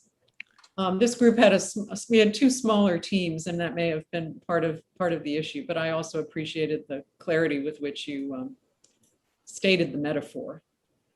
Yeah, I just want to say that I really admire the gutsiness of doing this like giant bar. I think it's a great thing. And I think it's a really interesting approach to the site rather than doing something, that's courtyard based or smaller scale. So I applaud you for doing that. And really, if you had more time, you could spend more time articulating these other bits, but I think it's a great start. Mhm. One of the things I wanted, one of the schemes to do, but no one bought it, was to create a big bridge for bikes to go over to the, there's a running path and along the levee, but this street is impossible to cross. So this scheme really, I mean, the space that you've made here up on that upper terrace Right. would If be we had more time, would be Yeah. wonderful. just another week. All you need is another $2 million and it will be great. Okay, well, we're going to move on. I'm going to stop Sure. my share. Thank And you. I thought we would just keep rolling through. I have us on schedule to finish a little before 4 our time. If anyone wants to take a break, let me know and we can do it collectively, or people can just slip away if needed. Okay, so Waleed and Bryce.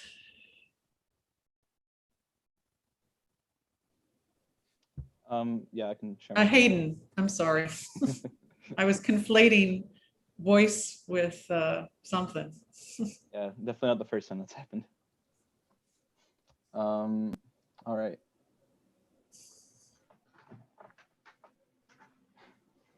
So our project is called Live and Learn, and it's sort of a model for how we think that Tulane can sort of interact with the city in the future, both as a post-pandemic strategy and also as a humanitarian strategy.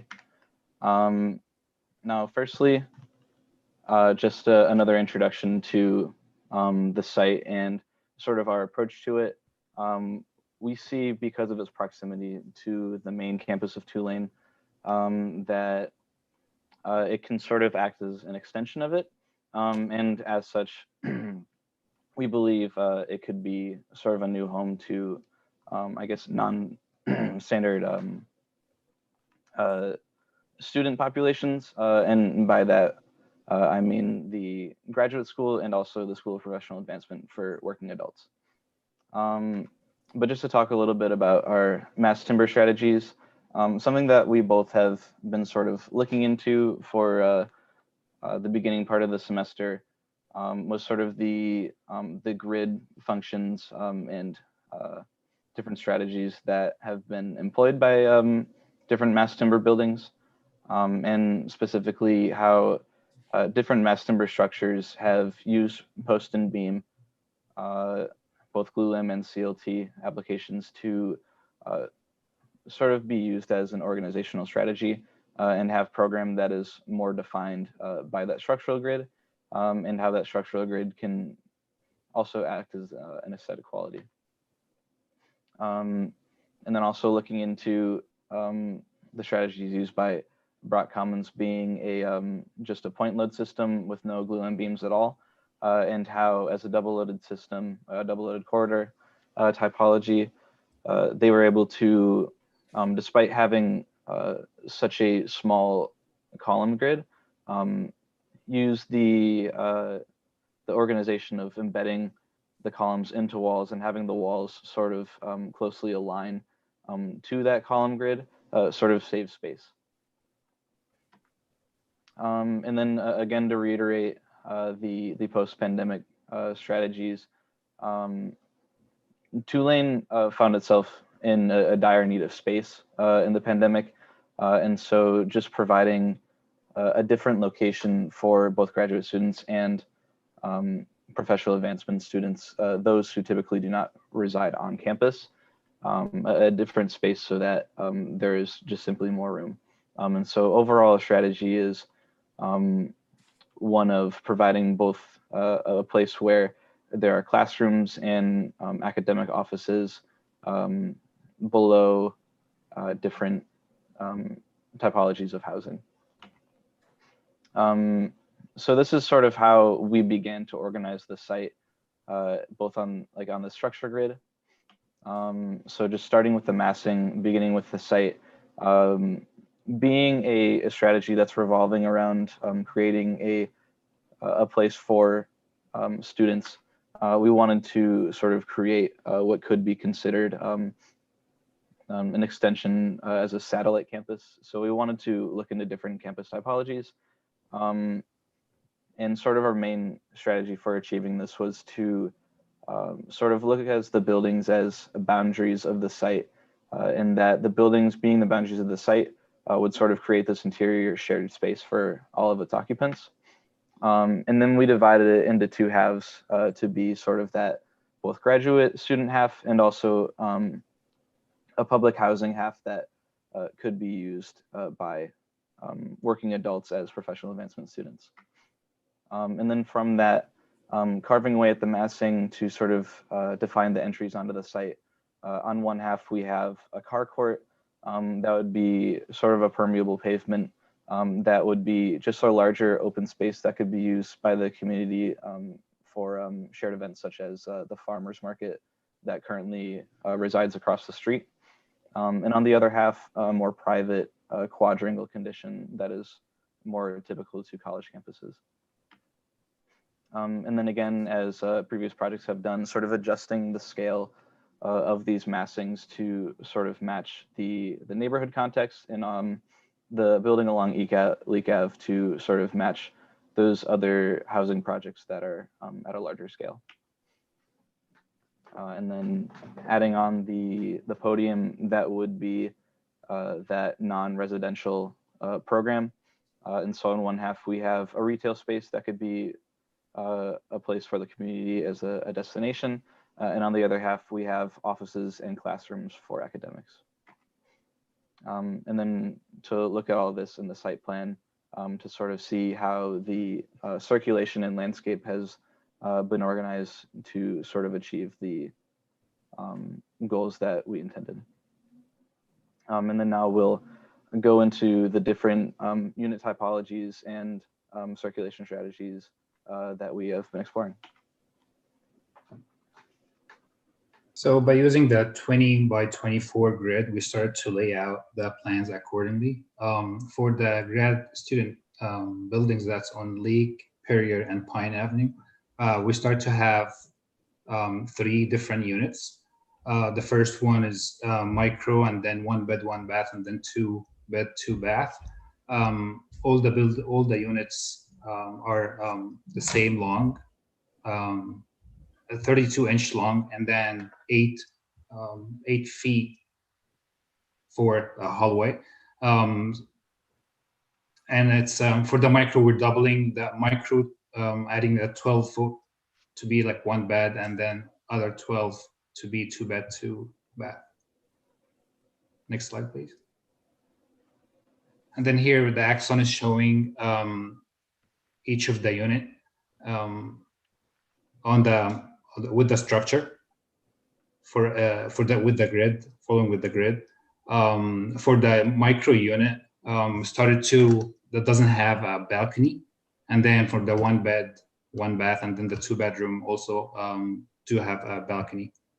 And the axon is showing the different wood material that we're using, the NLT for the hallway, CLT for the units, and then for the outdoors will be pressurized wood deck.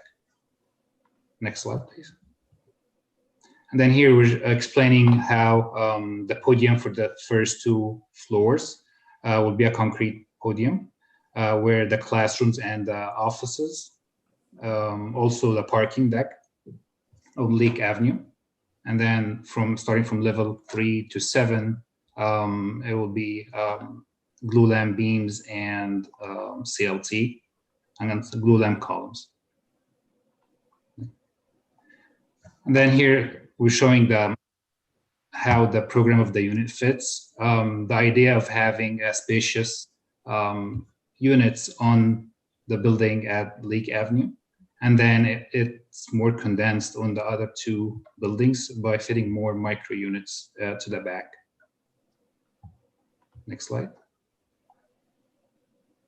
And then this is the grid that we were using, 20 by 24.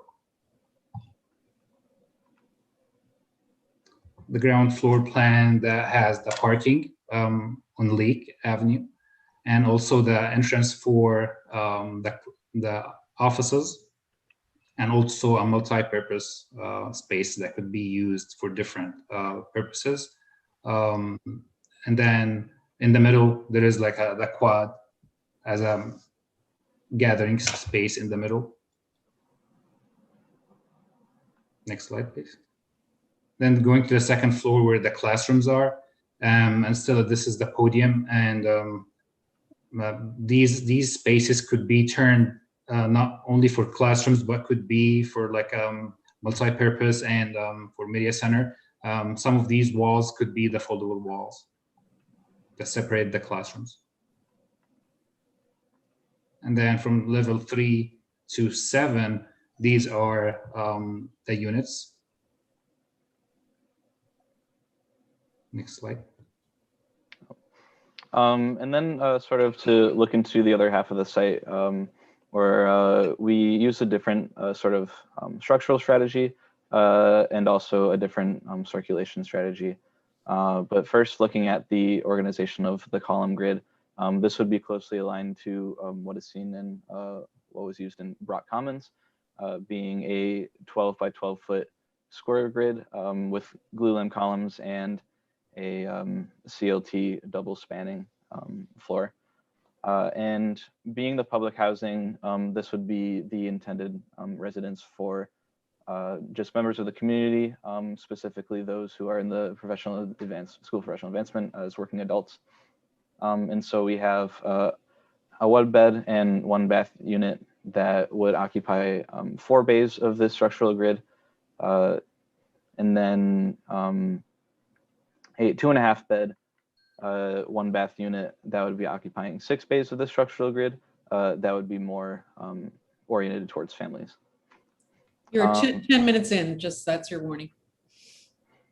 Looking at this in axonometric to see how those columns sort of interact with the walls and how the spaces are sort of organized and defined by the structural grid. There are some instances where the columns necessarily need to be about 1 foot square thickness. And so some points where they stick out. However, between the units, they are aligned so that there are no stickouts of the columns.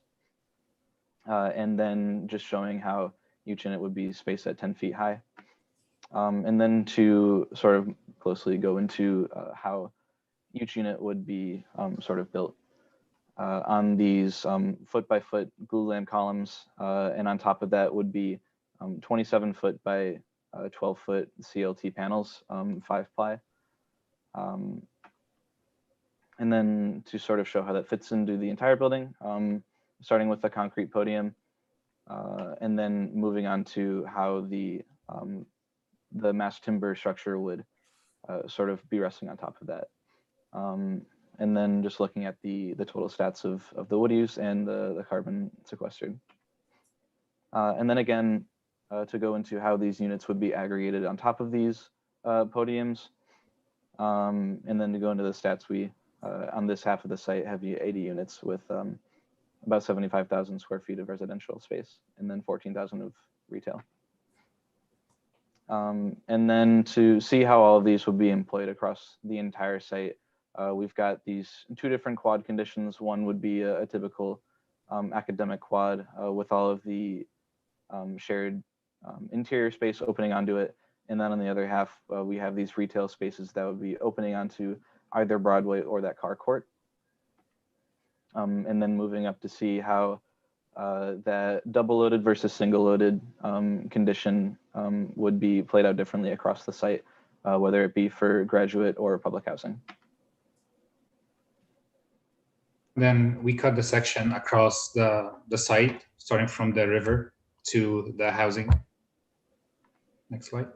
And this is a detailed section showing where the single loaded building, the 7 floors on Leak, with the views, and then the plaza, the quad, and the interior gathering space in the middle with the stairs. And then looking at, again, that double loaded condition, with the car court being a permeable surface, and so all of that being sort of flat with the circulation across the site would create more of a shared space, so that that dominated car court would be less intrusive and less intimidating. And then between the different paths across the site would be the integration of different bioswales that would sort of act as drainage from that car court.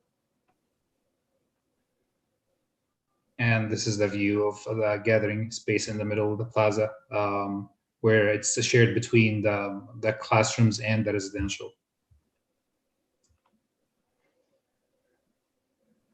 And then looking towards the back two buildings and the area with the parking.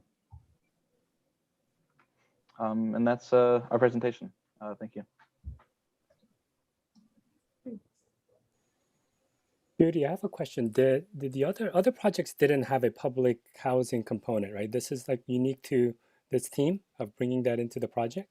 Yes. Now, they've labeled their drawings since last we spoke, and I think they mean community housing rather than subsidized. I mean, I think the politically correct term lately in New affordable. Orleans is workforce housing. Yeah. Meaning Is it's that what you affordable mean? as in you could afford it. Yeah, not specifically public housing. That was You know, this isn't like Section 8. I don't think, no. But it's affordable housing, right? Yes, affordable housing. Not meant for the students. Correct. Well, Hayden had this idea. The public advancement program is, I forgot, professional. SOPA, the School of Professional Advancement. Mm-hmm. Yeah, it's one of these programs that allows non-traditional students to get a sort of general liberal arts, I think, undergraduate degree if they haven't been able to finish college earlier. Isn't that sort of how it works? But it's also used for business enhancement, people upping their skills Yeah. for a business associate's degree and so on. So the idea that that becomes residential is sort of an interesting twist. That's not the way it's configured now, but that's no reason it couldn't be. Well, maybe we start there because I think that's the interesting part of this scheme is that other element bringing in for not just for the university housing, but for the greater good of the public. And this is, I think, what you alluded to in your as you started the project. And looking at this, I think there's some logic to say, okay, there are two sections of this housing. One is for the university students, which are here, and then the kind of the public housing or affordable housing is here. I think given that, I'd like to see more kind of a connection between the two so that they don't feel like two isolated communities. And kind of going back from what Tim was saying about the other project, where you could take cues in terms of how buildings are aligned. If you were to kind of just shift this over a little, then you could have the street actually come into that middle space, right? Mm-hmm. And then could you redo the massing here so that there's a connection between the two spaces so that you don't have such isolated two separate spaces, but that one that's connected, right? Because I think that connection, I think, could be possibly very, very helpful in I think and not so separating out the two, but having them more kind of speak to each other. There's, I think, a lot of benefits and kind of common use that can be developed through these two components. Because I think that's really what I like about your project is that strength. And so in ways you can kind of just tweak the massing to allow for that greater collaboration, shared experience among the two kind of distinct elements of your housing would be, I think, really, really helpful. And then the second comment that I had was you essentially use this 12 by 24, I think, grid for both the single loaded as well as the double loaded. And I think your project would be more successful, like if you fully explore that. So it was interesting that you looked at Broad Commons and the flexibility of what that typology does. When you just have columns very closely spaced, but you've got a two-way spanning CLT and you don't have to have beams, right? So what does, like really take that and explore that further. What does that mean? Like if you don't have beams, then you could have lower floor to floors, right? And so that means, do you get another floor of housing where otherwise you wouldn't, right? Like really kind of think about the advantages of what you're proposing, right? And then if if you have that same system, are there ways where you could actually get rid of a portion of the floor plate, and so that your spaces, whether it's sectionally or in plan, are not bound by that 12 by 12 by 12 grid, right? Because it's just a column. It's like, it's the potential there is to do what Le Corbusier did with the Maison Domino, right? If you got the columns, then it gives you the opportunity to make the free plan, right? Instead of being bound by the wall. So I think that's, to me, whenever I see broad comments, it's like, it's really inventive for the structure, but what was kind of like, what I regret that they didn't take more use of was that the structure just sort of ended up being very much like a packing of a conventional units. And I understand why, kind of like there's having the university housing, you're forced to put in as many units as possible and pack it and all of that. But I think in the course of this class and the discussion about the CLT structure, if you create a structure like that and then realize the potential to create this like really rich type of spaces. And that's the direction that I would just kind of help you to just loosen up a little bit more and don't be bound by the 12 by 24, because the columns are there to support it and you could create your spaces with more freedom. Yeah, definitely. Thank you. Maybe I'll pick up on I'm on some of the urban design comments that Tom made. I think it's set up very nicely, but I think we can all imagine tweaks and options, sliding masses here and there to make the relationship between the workforce housing and the student housing work better. I mean, one of the things that I would certainly recommend would be to move this building much closer to the street and have the parking in the back. And I was thinking, I like the idea that the public market would be there. So what if this building was set back a little bit from the sidewalk and that the whole ground floor was vacated so that the market could even go under the building? This was carved out too, so that there would be a connection from this space under that building to get into this space. But I think no matter what you do with the parking, maybe it's because of the regulatory climate in Boston, we're never allowed to put surface parking lots on a street. It doesn't matter if you're in Cambridge or Boston or Brookline or Somerville, and so. You're actually not allowed anymore to do it in New Orleans, but nobody has learned No one has learned the lesson yet. But they don't enforce anything. Yeah. But then also that's a great idea, because then it sort of invites the people who live over here into the project, who are people too. Just because they're over 65 doesn't mean they're not people. Put them on an ice floe. Hey, we're a little sensitive to that. Yeah, they're probably over 80, but that's okay. They were the first to get vaccinated. Yeah, Go ahead, Judith. I'm sorry, Tim. Were you not? Did you? No, I'm good. You're paused. All right. I guess I have a basic question about the differences between the two halves, because it really does rate as, even though I think this is not intentional, as market rate and low income. Rather than just different iterations on similar themes. And I'm just, both in terms of the types of units, the floor through versus the double loaded corridor, and in terms of a courtyard that is, public space versus one that is entirely parking.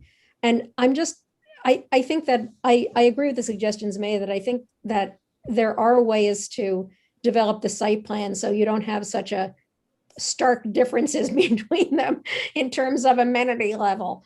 And I did have one specific thing that I wanted to add about that, and then one more question. But I think that especially if there's classrooms on the ground floor, I guess I better annotate here. If there's classrooms and academic spaces on the ground floor of this wing, it seems like there is an opportunity to make some of those spaces bigger than the floor plate for the residential. Mm-hmm. And bring them out into the space, with a bigger space that can be occupied, and then a roof terrace that can be occupied by the residential people. And I think this was already suggested, I think maybe Tom, you did that, is that there could also be just kind of a suggestion that you can go all the way through, that there is a connection between the two sides, which I think would help also with less separation between the two classes of people on some level.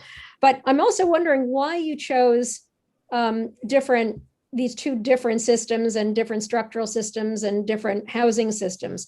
You may have said that, but I mean, it's educationally, it's interesting to explore a couple of different types, but I'm just curious about why you decided to make them different types. And maybe you said this and I missed it. So I think mainly it was just a difference in exploration and just sort of seeing how the two would play out. I know specifically to the affordable housing, the double-loaded system was just more efficient in getting as many units as possible. And then I think with the single-loaded, it worked better for the academic quad because then that circulation would sort of be partly exterior. And so those units could more open out onto the quad. But can you explain, please substantiate that argument. Why is it that people in a dorm, it's okay for them to be in a single loaded thing and it's not okay? Why is it appropriate for one and not the other?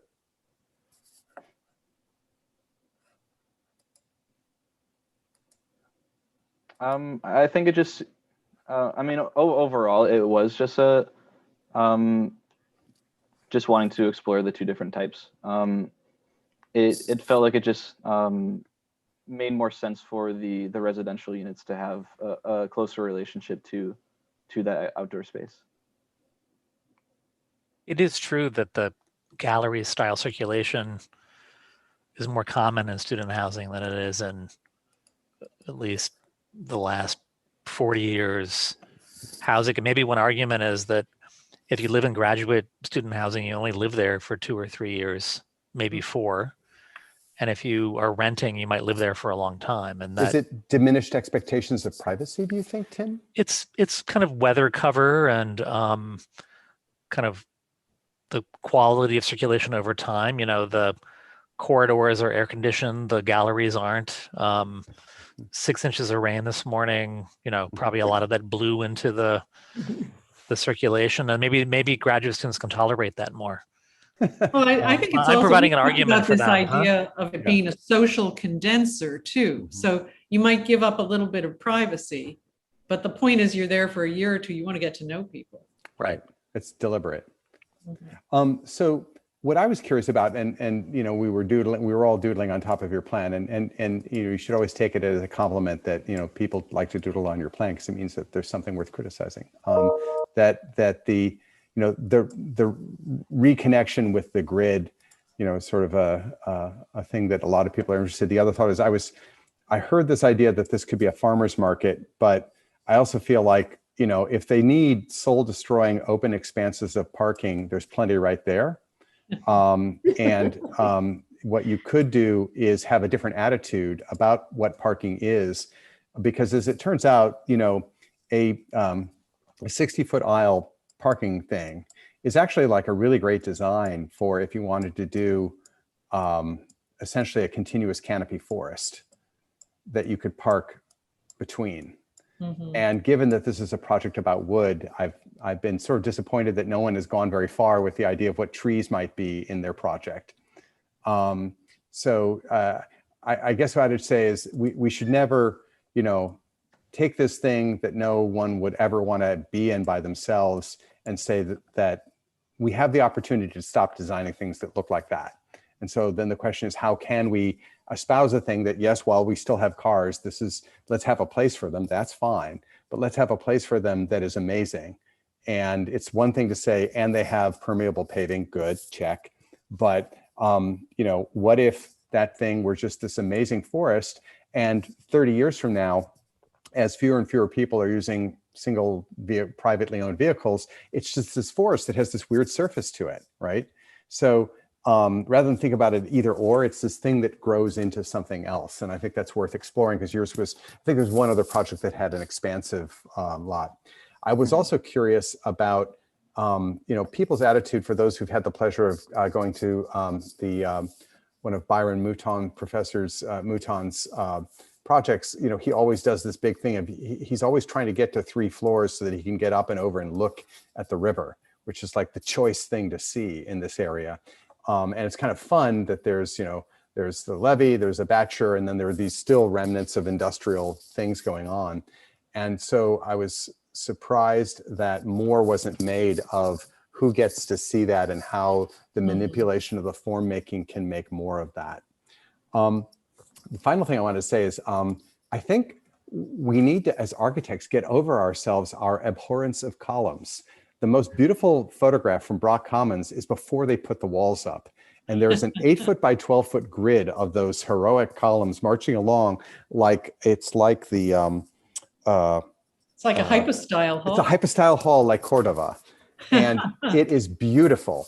And I think that we've all gotten this notion that everything must always be clear span to have, say, a classroom space. And I put it to you, in a world where we all have our own laptops, maybe that's not true. And for workplaces, maybe it's not true that we have, that we always have to have clear span. So I think that there's something to be explored there too, since you're looking at these, the Brock Commons quality, which is, what happens if you get rid of all the clutter and all you have is the columns and the floor plate, and it's just gorgeous. It can Well, I be, think this. you have to be sure that you're not in a kind of gathering space where some people wind up behind the column, looking at whatever. Not a lecture hall. Yeah, and not in a lecture hall, an event space. We have a lot of introverts here, so it's a place to Yeah. hide, Yeah, but I think it's really, can I ask just one more technical question, which is why did you decide to use NLT on the corridors and CLT inside? We do understand why you decided to use some kind of treated wood for the decks, makes some sense, but why did you switch between NLT and CLT? Because of the hallway is outdoors, it's not covered, it's not indoors. It has like it's an outdoor space. I don't know if I can we can go back to a section. I can. No, I understand it's outdoors, but again, why? I mean, NLT For is the less weather. expensive. That's one advantage, but why you think that it can be weatherized? This was an idea. Yeah. I probably shouldn't interject, but this was an idea that's related to that hotel that they just built in Austin, Texas, the Magdalena, because they leave a gap, and so the water can get through. Yeah, but I think they use NLT everywhere, don't they, in that project? Just the hallways, just the Really? open circulation. Oh, Yeah, I was actually wondering that too, and I was thinking maybe, because NLT is a one-way spanning system, whereas CLT double spans, spans two ways. So if you're, optimizing for the one-way span, the NLT is actually more efficient, right, than the CLT. So, so if the corridor loads are different than, let's say, the unit loads, then that's something where I think a switch like that could be very appropriate in terms of the structural efficiency. But I would just be careful about using NLT. I mean, whether it's CLT or NLT on the outside, you have to properly waterproof it and all of that and protect it. But NLT has a much more, it's actually much more, because they're just 2-bys, right? They can expand and contract a lot more than CLT can. So it could potentially give you a lot more problems in an area that's prone to moisture. So just for you to sort of think about that. CLT, I was curious about that axon view where you showed it and you said it was pressure treated. Was that to be assembled as NLT? Do you have that axon? Can you take us back to that? I'm sorry, Tom, I didn't mean to cut you off. I just wanted to take it to that axon. There. Right there. that's just wood decking, right? It's not CLT. Is that correct? It's the hallway is No, the NLT wood- and then the wood deck. CLT. I think Z is talking about that. Oh, this is for the balconies. Yes. So that's just wood decking with Yes. wood, and that would be over what, conventional 2-by joists or something? What would the decking be spanning over? Yeah, that's a good question. Yeah, I mean, I think. You're not Anyway, positing it's- the existence of pressure treated CLT. That was the question. Yeah, Z was asking me about that, and I haven't heard of it, though. I think a lot of people would be interested in such a thing. But I think also, I mean, I think that thinking about using, the right material in the right place for efficiencies, of, just cost efficiencies and other structural efficiency, and waterproofing, I think is the right way to think. I'm not sure this is the exact right solution because the wood deck would then have to go over some framing or, anyway, but I think it's a great way to think about it, is to think about, the best way of optimizing which kind of, mass timber material you're using and where, partly because, fiber is expensive. So the more you can optimize it in however you do it, like, for example, with the point support, where you're getting rid of the glue line beams altogether, that can be a big advantage. Okay, great. Thank you. Thank you, Waleed Thank you. and Hayden. And we have one more project.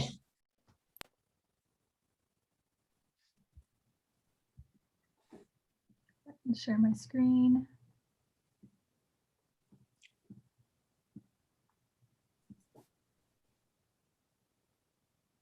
Can everybody see this okay? Yes. So hello, thank you guys for being here. My name is Katie and my partners are Kelsey and Melina. And this is our project, A Model for Modularity at University Square.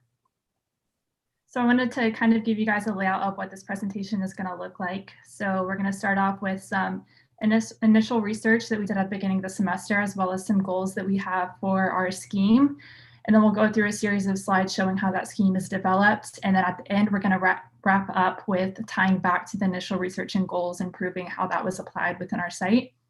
And I also just wanted to mention we have quite a lot of slides, so we're going to be going through them pretty quickly, but we'll go to the concept board afterwards if we want to look at it, I think, more closely. So based on our initial research, we found timber construction has a variety of benefits to health and well-being. Some of these benefits come from the physical touch of timber, and then other benefits also include improved focus, better air quality and control, better learning environment, relaxation, and improved sales. This is the life cycle of carbon sequestration in timber. The most important takeaway in carbon sequestration is it's only productive when trees are taken from a balanced and sustainable forest system. So the ultimate goal is to keep the carbon in the timber for as long as possible.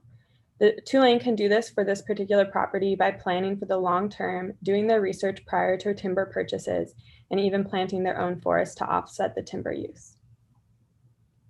And we also looked into designing for deconstruction, which would also lengthen the life cycle of the timber and store the carbon for a longer period of time. And then we came up with 4 guidelines for specifically CLT deconstruction, designing for modular prefabrication, separating the building layers and systems, standardizing connection details, and then minimizing the contaminants used.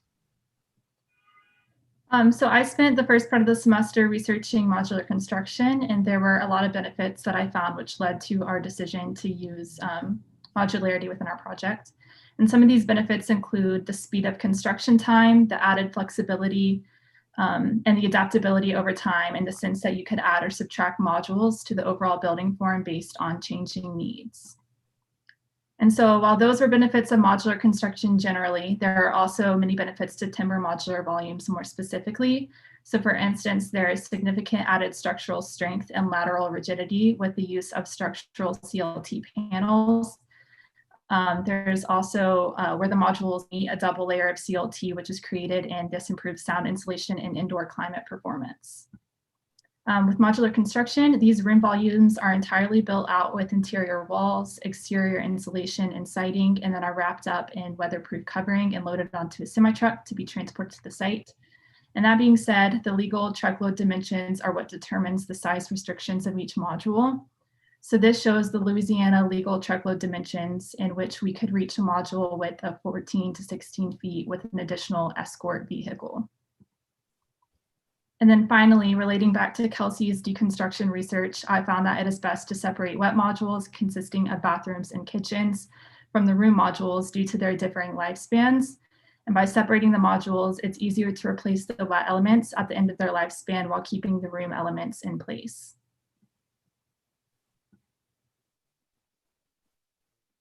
So looking at the site context, we wanted to find a way to connect these different green spaces around the site. So there's the Mississippi River Trail, which is along the levee. And then there's also Carver Park, which is north of the site. And then also Audubon Park, which is only a few blocks away. And then looking at the neighborhood as well and how we can bring the people that actually live around the site through it and have it be an accessible, more public space. And looking at the Crescent City Farmers Market and how that can be incorporated as well. And then also it's only a 15-minute walk to Tulane. So the argument that it's an optimal spot for student and possibly faculty housing as well. Some of the site strategies that we covered, the central organization of the site is centered around the green connection between Audubon Park and Carver Playground. And there's collective green space there in the center as well. Then additional landscaping continues the green connection through the site. And here parking is along Leek and retail along Broadway because it's more pedestrian focused. And the residential units are added on top and are split into 3 typologies, which are designed based on the different context and the different edge conditions of the site.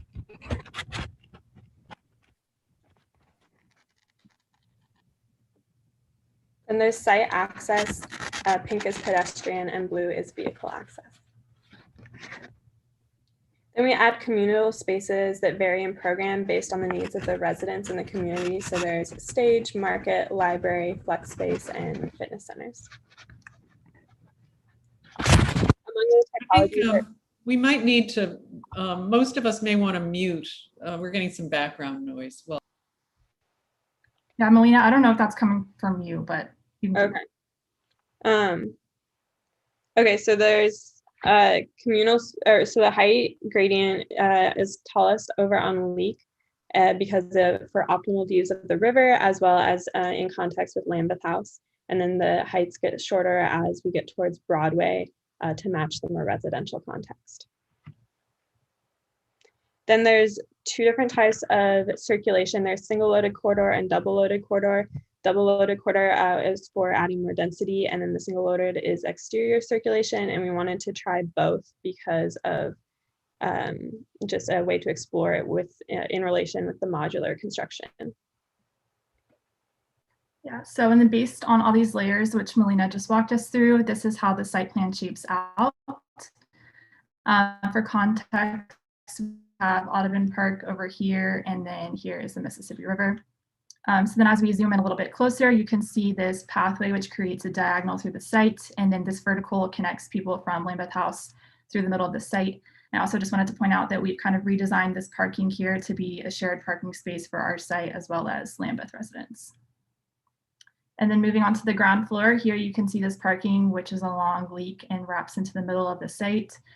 We have retail access from Broadway, and then starting with housing, which has street access from Perrier. Also just wanted to point out that in the middle of this collective space, we are proposing some more permanent structures for this Crescent City Farmers Market, which is kind of existing in this area now so that it can spill over into our site. And then looking at the second floor site plan where you see the introduction of more of the housing units, as well as on this floor, we extended the concrete podium to connect the 4 buildings with these communal spaces as well. Yeah, so here in the site axon, you can see these connecting spaces which connect at the podium levels of these 4 buildings, which Kelsey just mentioned. And then we're going to show some precedents for the different typologies that we selected. So the Stora Enzo model we use because of the way the modules run parallel to the corridor, with the wet module along the corridor and then the dry module with the window spaces for optimal lighting. And then here is the Dong Apartments, and we're interested in exploring how the modules can create different patterns at the facade, as well as how balconies could operate by using the roof of the module below to occupy as outdoor space. In this project, we were interested in seeing how MVRDV handled the single loaded exterior corridor by adding these extrusions of units off of the circulation system to increase density and create selective moments of a double loaded corridor. Additionally, these units within the extrusions are getting additional access to light, more so than those which are embedded in the main portion of the building. And then we're also considering how these extrusions might be utilized for collective spaces for the residents. And then we also looked at Michael Malton's crest apartments, and this kind of helped deal with the angle of Leak Avenue and then create a more jagged typology along that edge. So typology A is along Broadway Street, and it's family-friendly typology with both 2 and 3 bedroom units that are available to the public to rent. And here you can see the double loaded corridor system, or sorry, here you can see the massing in relation to the street and the site. And then this is the double loaded corridor circulation system, and then there's communal space on the top. This is the ground floor commercial space, and you can see that angled along the left side to further enforce the main entrance along that green connection that we talked about earlier. And here you can see the fitness center that connects typology A to typology B. And then here on the 4th floor, there's the communal flex space, the interior space, and then as well as a family-friendly outdoor pool, outdoor area. And then this is a section through the secondary entrance to the site from Broadway to the interior of the site. And then you can see the duplex units on the left and the single floor units on the right. And then again, that flex space on the roof.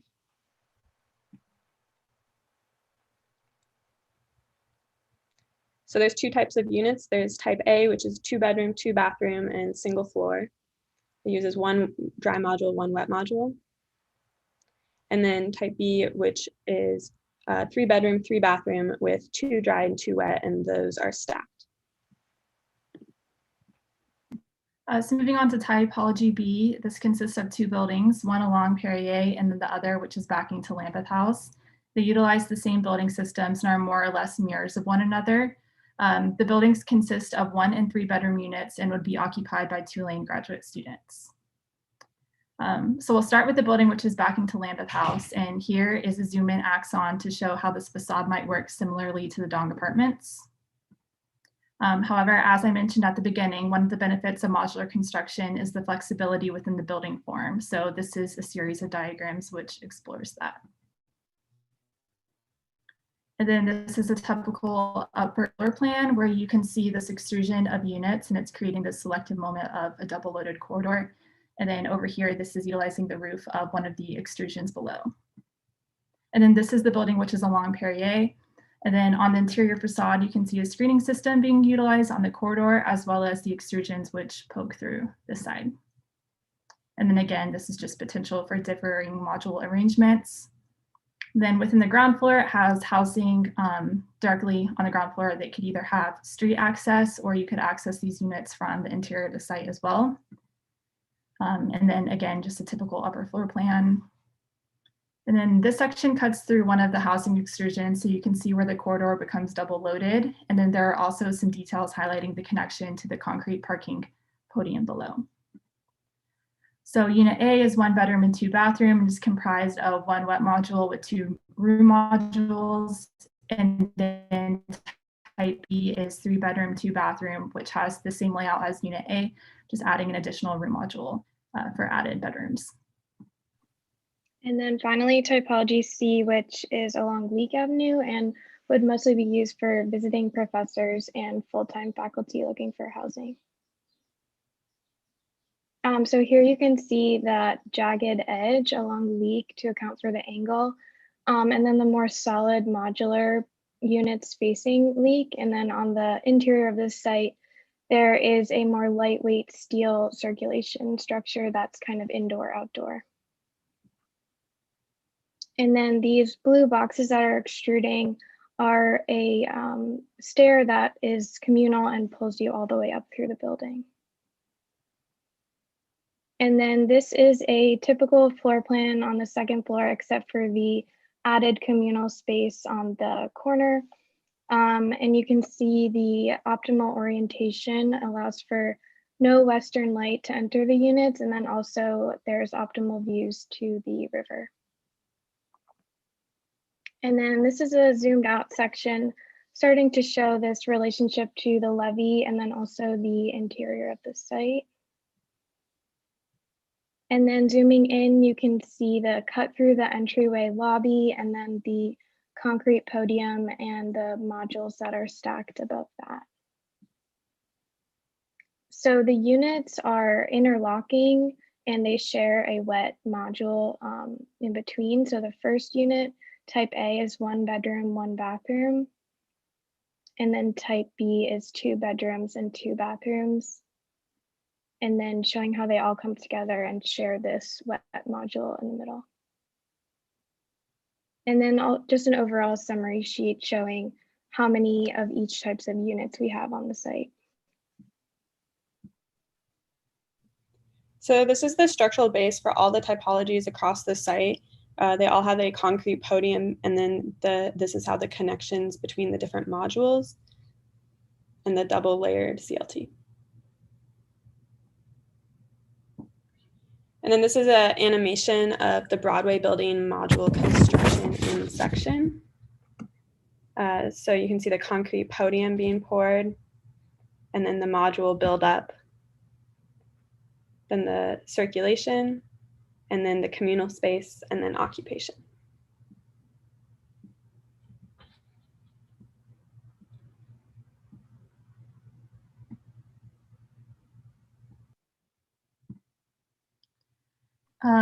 So then back to the site plan, we've cut 2 long site sections. And so one is running from League to Broadway, and we have a cross section, which is running through Perrier. So the long section, you can see the kind of designed height gradient that we went for, and then also the site's relationship to the river, as well as the lower scale Broadway Street on the other side. And then this section really shows how these buildings wrap the interior of the site and frame these collective markets and stages. And you can also see how these extrusions are interacting with the interior of the site. So then tying back to our initial goal for the interior of the site to be kind of a collective community space, not only for the residents of our buildings, but for the surrounding neighborhood as well. So this is showing the entry from Broadway. And so you can see how the angle of the retail here is kind of bringing people in through the site. And then this is where the diagonal will take you through. Yeah, so this is the entry that we just saw. You can see how this path is meandering all the way across the site. And you can also see this horizontal path, which connects people from Lambeth, which you can kind of see in the background. And it goes all the way through the site. And then lastly, this is showing these kind of more permanent pavilion structures, which we are proposing the Crescent City Farmers Market to occupy, as well as the stage for events. So tying back to our initial research and goal of health and well-being, here are some of the ways that the wellness of the residents and the community is applied in the design. And the first is access to fresh food through our market that we built. And then encouraging movement, improved air quality and control, emphasis on community through the different community spaces, access to views of the river, and improved acoustic control. Yeah, and so now I put together a video animating how we envision the modular construction process to go. So let's start from the beginning. Oh no, what did I do? Okay.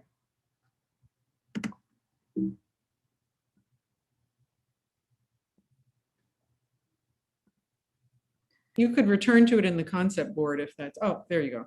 Sorry, we'll start it again. Okay, so we start with the CLT panels, which cut the windows and doors, and these panels are then aggregated and finished with exterior building layers such as insulation and siding. The module is then wrapped in a weatherproof covering and placed on the truck bed, which is transported to our site from the CLT manufacturer in Alabama. And so here, cranes remove the modules and place them on the concrete foundations. And the modules are then connected together and the stacking process begins. And based on some of the initial research, it's possible mount around 20 room modules a day using a crane. So back to my point earlier about modular construction's ability to adapt over time. If, for instance, in 5 years, there's suddenly a greater need for more housing, more modules can be added on. And if in 50 years, there's less of a need for housing, you could remove the modules and use them at a different location, or you could begin to destruct the layers of the modules at the end of their lifespan. And that brings us to our final animation regarding deconstruction. Yeah, so this is just applying some of the deconstruction guidelines with the replaceable wet module, and then also separating the building layers and systems in terms of the facade, and then standardizing all the connection details throughout the modules, and then also minimizing contaminants, which is possible through modular construction because of the double floors and ceilings and walls that are used. And that's all we have, so thank you. Thank you. I want to applaud because it's really, really nice project. I think it's evident the amount of work that went into this, and really clever too. Well, you know, I was worried that when you were going in, when you started the project about modular, that we're going to see a lot of like what's typical in modular construction. But the richness of the project in terms of not just settling for one type of modular unit, but like 4 different types, I think, for each piece of it, and how that relates to the different type of housing, but always kind of maintaining the rigor of a wet unit versus the dry unit. I think that's really, really well done. So, you know, you convinced me on so many levels, and I think, you know, when we start to look at like details and things, of course we could start to nitpick, and there's a lot of that we can do. But I just want to say overall, it's like this is a really, really amazing, well accomplished project. So congratulations to you guys. The only kind of like one big thing off the bat that I might say is like the big bar against facing the river. It would have been nice to have some. I would say, I mean, again, this is just kind of my preference, to have some openings or ways to kind of to see through that bar, just because, you know, it's great for the views of the residents inside, and I love the angled approach and all of that. But if you're in that common space, the central green space, having some moment or two of allowing those folks to also then be able to see through and not just have this wall, although it's quite nicely done, would be kind of like one, you know, kind of big scale comment that I would have. But I think the again, levee precludes seeing the river, doesn't it? You can't from No, the ground level see not the from river. the ground. Once Right. you're up to the 3rd floor and up, you can. from Right. those spaces, right, hanging On from those, the on those upper spaces, yeah. Is that the Army Corps of Engineers across the street? I'm trying to remember which building is that. Yes. But it's not the tall Army Corps. It's No, like it's the their, warehouse. It's a their Butler building. warehouse shed. Yeah. You know, maybe they can go away someday. You know, Well, what I thought was a clever site adaptation would have been to flip the orientation for those first 3 floors.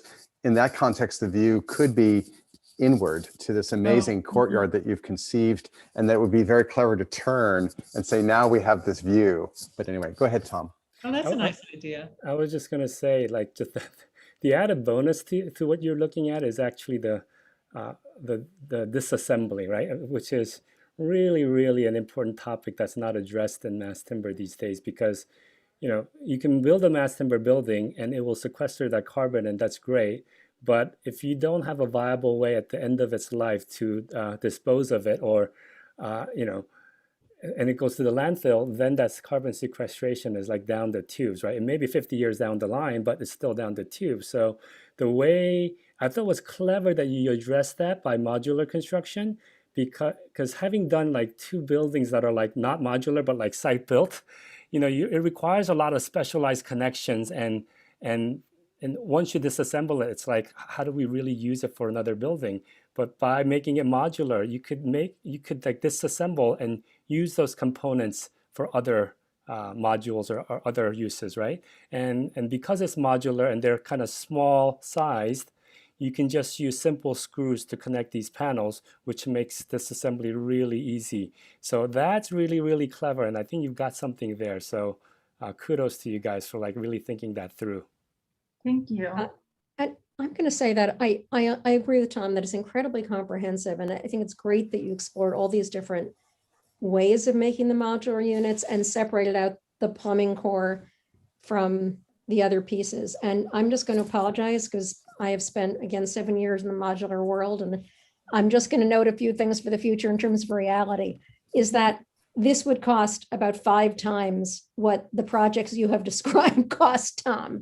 And that's one of the issues with it, is that when you make it fully modular, you're doubling the walls and the floors and the roofs. And it's a huge advantage in terms of speed of construction, and for being able to take off the modules and reuse them, though, you probably have to replace some of the finishes and some of the, the plumbing stuff anyway, but still it moves in that direction. But that's one of the trade-offs. And again, the Forterra Methuen project looked at making things as repeatable as possible, including not even mirroring units, to try to make a fully modular CLT project work. They're just about to build the prototype.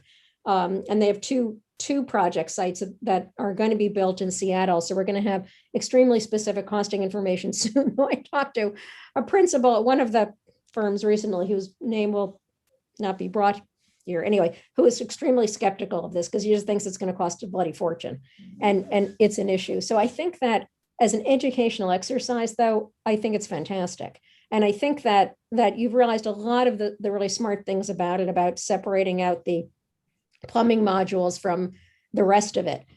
It's just something to think about for the future, is that the reason most of the modular construction looks pretty repetitive is that any variation means in the factory it's an issue. The one last thing I want to say about it is probably it has to do with where the factory is. Where the CLT panels are produced is one thing, but the panels themselves can be flat packed and transported without too much difficulty. For the volumetric transportation, it's ideal to have that volumetric plant, which is different from the plant generally that makes the panels, though in Seattle, they're going to be co-located very unusually, to be much closer to the site where you're actually putting them up, because it's incredibly expensive to do those, overload things with, the escorts and all that stuff.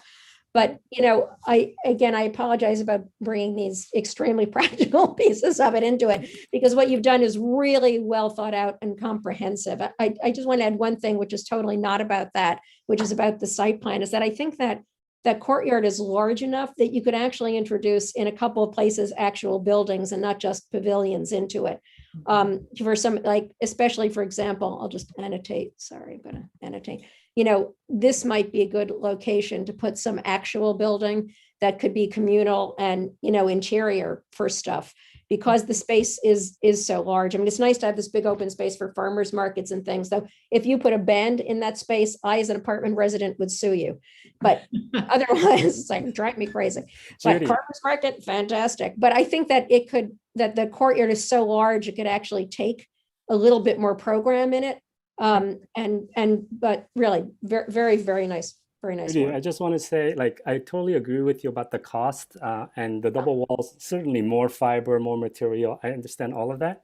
But I think, and right now we hear about the timber prices being up 3 times what it was because of the pandemic, right? But what's interesting to note there is that the landowners of the timber are actually not making any profit because there's so much supply of logs and forests in the United States. But the ones that are making a profit are all the sawmills, because there's where the shortage is in terms of the production capability of the sawmills. And they're the ones that are, because of this huge demand after the pandemic, and there's only a limited number of sawmills, they're the ones that are raking in the profits 3 times what they used to have. So I'm thinking, yes, of course, I agree. Right now, the economics wouldn't work. But given the amount of supply there, the potential supply that's in the forest that can be sustainably harvested over time, and if you equate that with the rising cost of labor and the fact that a renewable resource, the advantage is that it's perpetuity in terms of well-managed forest, that I could see, not now, but in the future, that the balance of material costs versus the labor kind of evening out and maybe at some point tiptoeing. and the timber being a renewable resource, I think is the key thing, where you don't have that with steel and concrete, which are mined materials that have a certain limit. So Yeah, Tom, great point to make. Yeah, we could probably have a much longer Yeah. offline discussion about that No, because I think have that questioned some of let's those park numbers, it. Let's park but I it. do think that the sidewalk lab Gensler thing, where they're looking at repeatable components,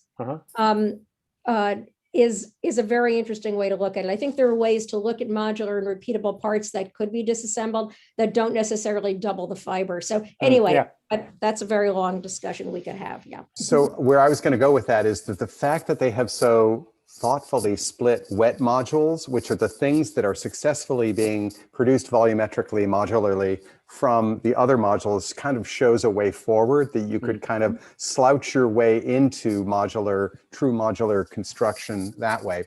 Maybe you said this and I was distracted, but can you pan just a little to the right where you show where you're going to get these things from?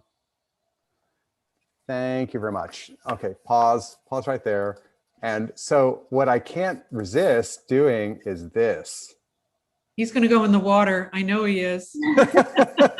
It's cheaper. Yeah, totally. And because the other thing is that I know we're always striving for a universal solution that's repeatable in Bombay and Amsterdam and whatever, but it just seems to me that this site, as a site, you have this now just pan to the right, or pan to the one where you can see the river.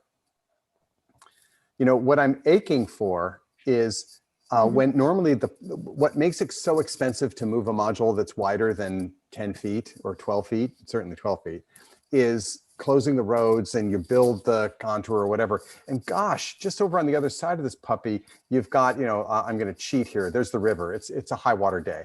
And so what I want to do, what I want to do is on this site plan, just stop, declare victory.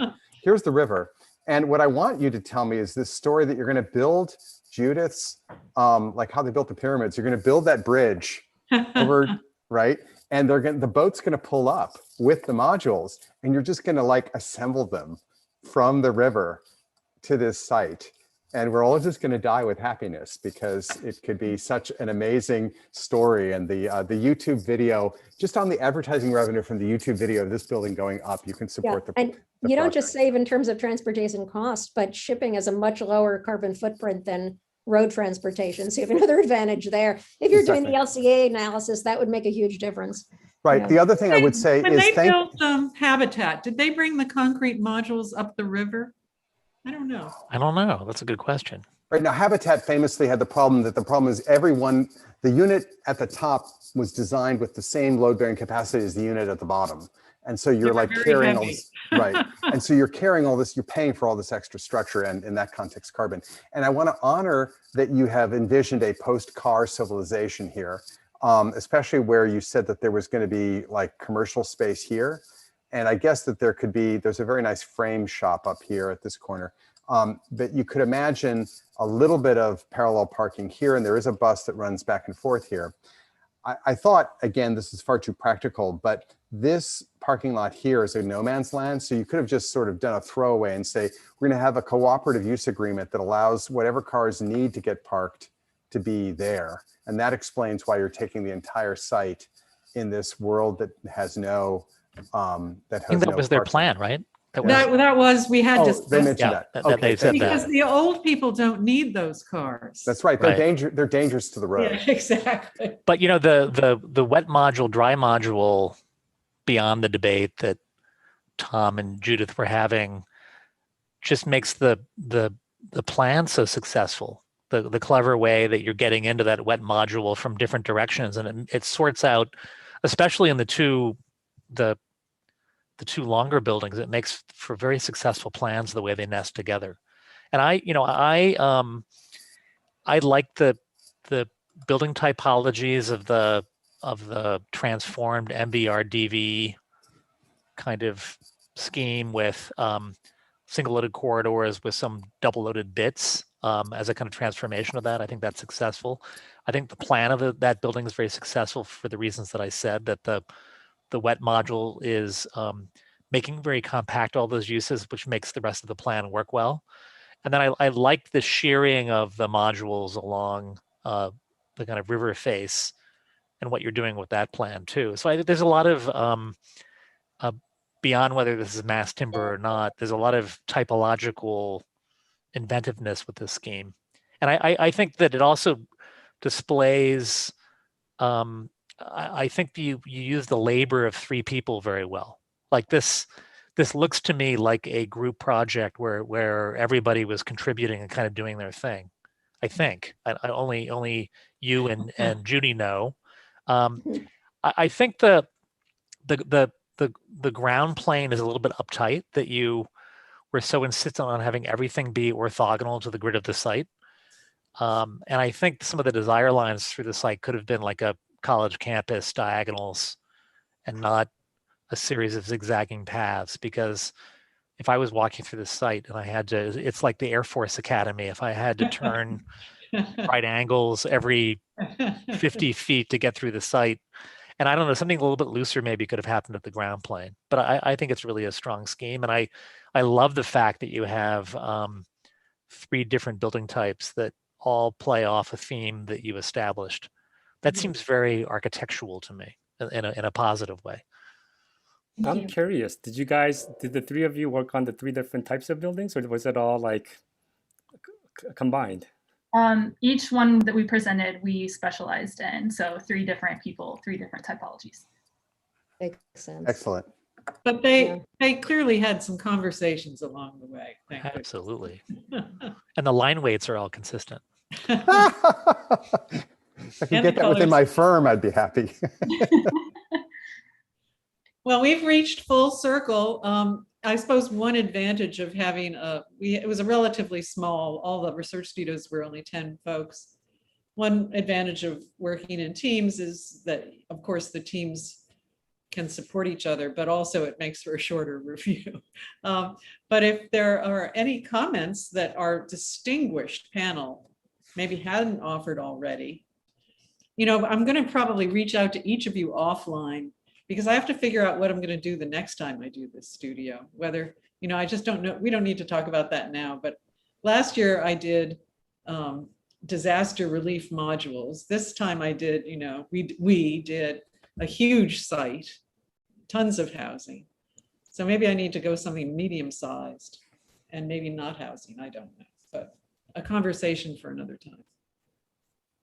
I would say well, I defer to the other members of the panel. I think what's good about this compared to a lot of the other projects at an academic level is that most of these schemes needed to be mass timber. And the challenge sometimes is when we say, I've got this hammer and everything looks like a nail, where, I could have built that in stick frame, so why didn't I? So instead, most of these projects got to a height and a scale where mass timber, if you are to use wood, is the way you would do it. And so I think that's what's good about a project at this Big scale. Yeah. Because they exceeded high-rise code. That's right. What you're saying, Z, right? Well, as soon as you get above 4 or maybe 6 stories, you, as we all know, you can play that game. You might get to 6 stories with stick frame, and then things start to fall over, literally. So the fact that they're at least part of many of the schemes was going taller was good. I mean, I think the schemes were good housing in addition to dealing with mass timber. I think Tom's comment, maybe the last the last proposal, the one before, that housing has to necessarily be shrink wrapped around the structure, maybe limits a little bit the expressive possibilities of this technology. Really, the first project we saw today that had the 24-foot grid and then had the column occasionally expressed at 12 feet came the closest to liberating the trabeated system for spatial and expressive things. Might be a clue, Judy, that maybe you should look for building types that allow the wall enclosures and the columns to be disassociated somehow. Tim, in that regard, could it be, I hate to just do it by expanding the problem, but if the program said there must be housing and there needs to be, now I'm going to reverse myself, a large span space, that also is using wood in some interesting way. And that would build more on the sense of community, where we want to bring people together, whether that ends up being an auditorium or performance place, bowling alley. And that would help people explore like why you would use one system in one location and another in another. Right. I mean, well, I Get think out of the the 12 Arkansas by Hall, 24. right? I think Tom's project in Arkansas, you know, like is explores that, right? Yeah. I think explicitly giving the challenge, you must have one long span space as well as a replicated space. Those push at different elements of the power. Yeah, and that's my basic rule when I have a choice about the program. I'm doing my first 2-term comprehensive studio unbelievably this year, and you know, there's a long span space and some repetitive spaces. That's basically the rule if you want them to explore different mass timber structural types. But I think that, you know, when you're doing housing, that doing a big scale makes sense because there's a huge amount of repetition in it, right? So, you know, you can do a much bigger project because of it, right? I think that it's actually much harder. I mean, we had 2 studios where we had contracts, you know, and we have 10-week quarters. We're actually in the middle of a quarter right now. We had our midterm on Friday. Where we were doing 250,000 square foot courthouses with unbelievably complex program, mass timber design in 10 weeks. And we did those as team projects, as you know, groups of 4 students because of the complexity of it. Because, you know, there's so much programming to sort out. And of course, there are repetitive spaces, but courtrooms have these unbelievably specific, you know, 3 types of horizontal and vertical circulation. And so I think there is a happy medium there. But I actually have a question. Did you guys meet in person ever, or is this completely virtual? I don't know how to answer that question, guys. Was it a mix? It's a combination. Yeah, it's a combination. I got vaccinated early, and Tulane wanted us all to meet in person as much as possible. So we would do crits. Waleed, of course, is in St. Louis, so that made it, you know, a little more tricky. But the rest of us met every time we could, kind of thing. But reviews had to be. Yeah. I was curious about how the students found working in teams virtually, or did you? Oh, that's a good question. I don't think I know the answer to that. I was wondering if the students thought about that. Yeah. Was it tricky? Did you meet in person, or were you mostly meeting with each other on Zoom? Our team met in person most of the time. Yeah. I mean, some of you are roommates, I think, and live in the same house, which of course. You know, somebody said something about we're all in the same room right now, which made it. Yeah, no, I have to say that this term, you know, I did individual projects, which is very unusual. I usually do team ones, but everybody was in a different place, and that's a challenge. So I think, anyway, I think that, you know, particularly since it was hybrid and all of that, I think, you know, it was, I think, a particularly strong showing of the work in these challenging Zoom teaching times, right? The boards, Miro, or whatever this one is called, makes group work much easier though, because you can shared pinup. You can post draft stuff and just put it up there, and with your team member share and annotate. So I think even we were all online at Northeastern this year. I think that for group work, this is a huge bonus, these boards. Yeah, we didn't use it. We didn't use it well enough, but you're absolutely right. We didn't use it as much as we probably should have. Yeah, it was a big deal for us because we were only online. So it was every crit, every desk crit, and for every assignment, I set up a new board, and I don't know how we would have done it without it. I confess this is my first exposure to this one, concept board. We've used Miro and Mural, and both of them drive me bonkers with how slow they are and how long it takes something to paint. This one seemed to be pretty zippy. Has your experience been okay with this, or has this been frustrating? You know, it's been good, except when the first year had everybody on the same board, like 60 people with a zillion little drawings. I think you have to. Tulane, by the way, paid for it, and they checked out Miro, and it was much more expensive.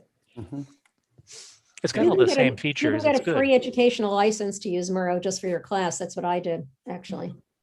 So You can use Concept Board for free, but there's a limit to the number of things you could post, and that very quickly would become a problem. oh, on Miro, I'm nowhere near the limit, just as a clue for anyone who wants to use it in the future. The educational license, which is free, is like, So what I found is our collaborations, we're doing projects like we're doing a science building collaborating with Payette in Boston, and our use of these boards just, it's really changed the nature just in this year of how we collaborate. So it's been a lot better.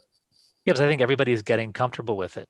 It's, within a year, everybody's using it for something. So There are still a few old farts in our firm who really want everybody in one room together, but yeah, I can relate to that.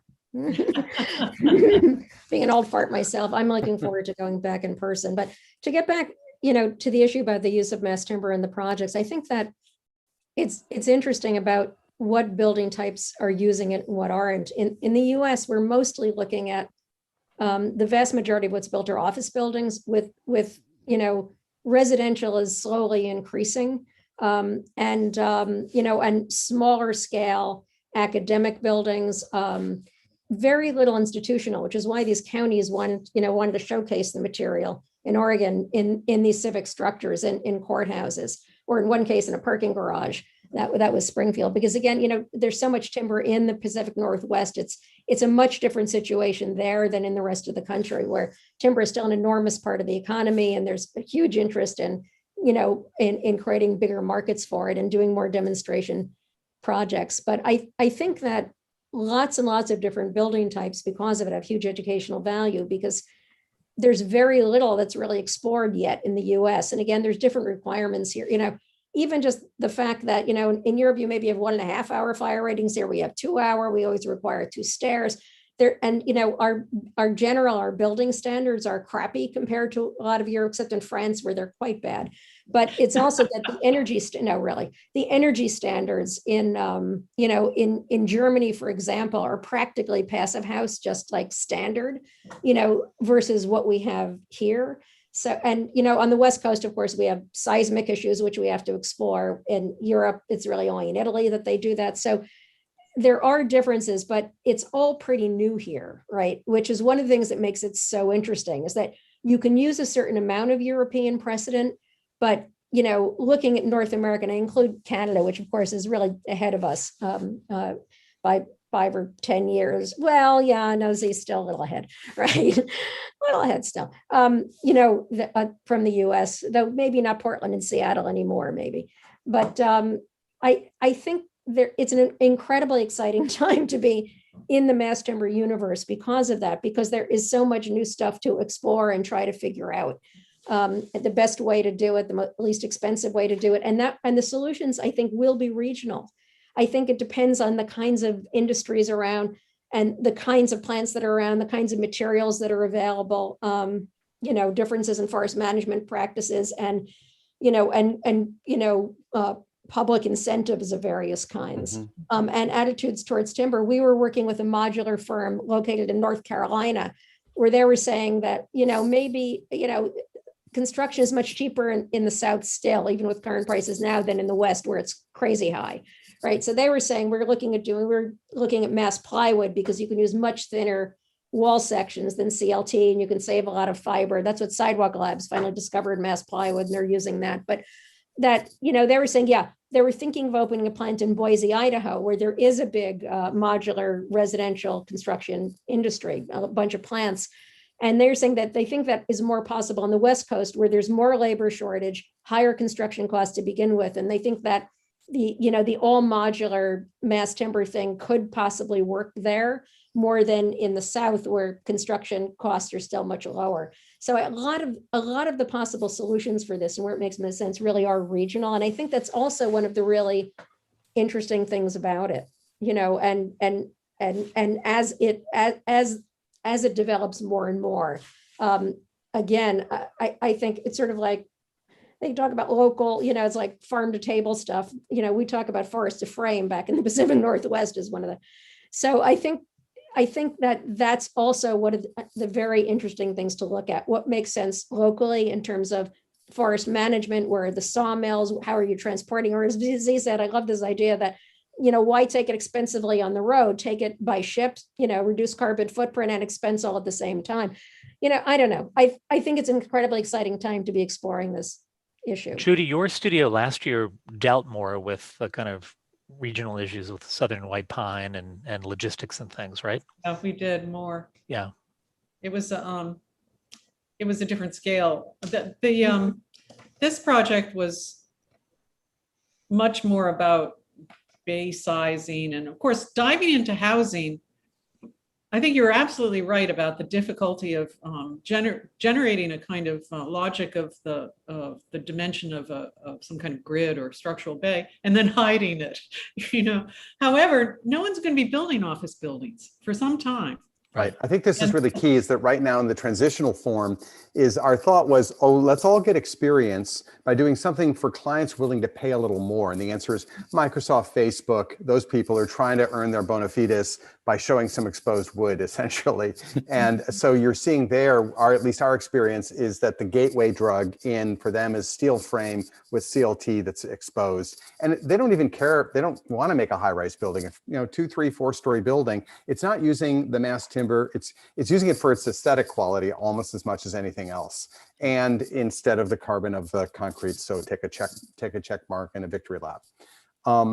And by the way, with modular, I want to say we never did talk about what happens to the concrete topping in a truly modular unit or in the deconstruction of things, but we'll get to that later. Anyway. Yeah. But Z, I have a question for you. So do you think that 9, 10, 11 stories is the sweet spot for justifying heavy timber? Because it exceeds what you could do with stick frame. What you could do with stick built. Yeah. And before the point, when you try to make 17 stories, it's point supported and it's really pushing the limits. Basically 5 to 8 stories is probably the absolute sweet spot. Right. 6 to 10. Yeah, I think the tall buildings are great, but certainly not done for cost effectiveness. In New England, they've perfected to a T a 6-story stick built building, and you cannot beat that price no matter what you do. That's true. Yeah. Down to the hardy cladding that's spec'd, and so it's nibbling around the edges where you can have more density.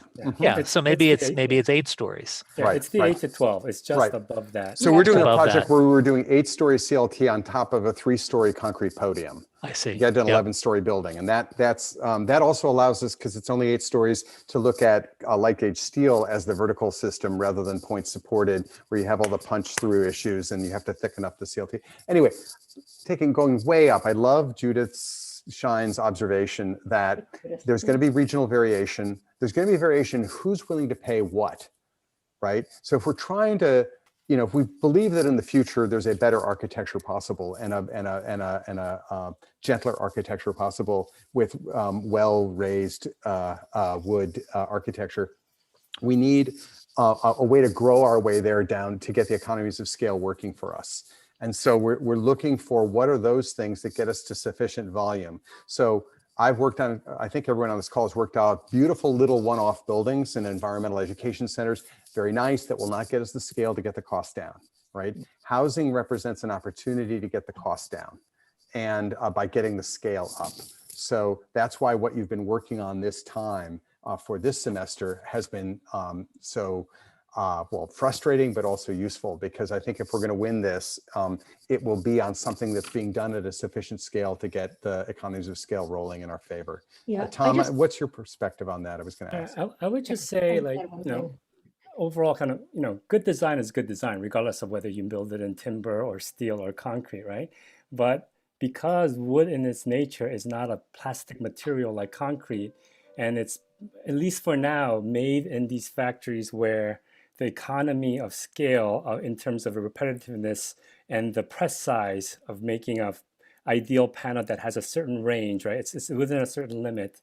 And to maximize that, and that along with the renewable resource and the inherent environmental, I think, characteristics of timber over steel or concrete really makes it a relevant material. And I think for architects, the fact that Judy led you through the studio where you had to face the reality of like what your kind of starting building product was and how it was manufactured and how you could modulate it, cut it up, right? And make the building that you need to make. All along thinking about that, a very important structural component of it, it's gonna, I think, really, really help you in the long run as you go into the profession, because things like cost, efficiency, they matter. All of us practitioners deal with it. But what it will give you an edge up is kind of understanding that as architects, you're not just designing space or form, you're actually designing the more mastery of like the primary structural component that you have, and to design that efficiently is going to give you a legs up in terms of all the conversations you're going to have with the contractors, the suppliers about like, because we've for a long time we've ignored the structural implications of our buildings, right? And we've, in how many buildings and projects have I like been beat down by a contractor because he could say, oh, I could do it better than the way you've designed and the way you're thinking, right? And so I think this brings us back and trains us again to think about the all important structural element of our buildings. And so I think that's one of the really exciting things about this studio. And when I teach also the mass timber studios at Wentworth is that aspect that we as architects for a long time haven't thought about. Tom, can I ask you and Z a question? Because you've done. This is a great team of people to, you've got to get it all out. Yeah, of this scale. Isn't the first proposal we saw today, which had this very simple structural grid of walls every 24 feet and then intermediate columns at 12 with a beam structure, and then it was relentless in a way, in spirit, the most realistic for heavy timber, that you want to avoid, a lot of variation and a lot of ins and outs. I mean, isn't that the most heavy timberish of the heavy timber schemes we saw today? I'm just curious. I think without the walls. I mean, what's typically done is really CLT or MPP mostly is used for decking. It's mostly used horizontally, right, and not even for the walls. At least except for shear walls, I guess. Shear walls, yeah. No, exactly. Even shear walls, we're finding we're just doing steel bracing. Really? Yeah, steel bracing or concrete. I mean, Brock Commons, concrete towers. Yeah, well, that's and steel bracing. And I just want to say that I'm sorry. I know you asked the practitioners that question, but I've been so embedded in this world, and that I work. Whoever's the most passionate should answer. Yeah. Well, I mean, I want to make 2 points about that, though, about the optimization thing, is that Swinnerton Builders, which is like all in for mass timber, right? I mean, they're doing the timber installation, the big new Milwaukee building.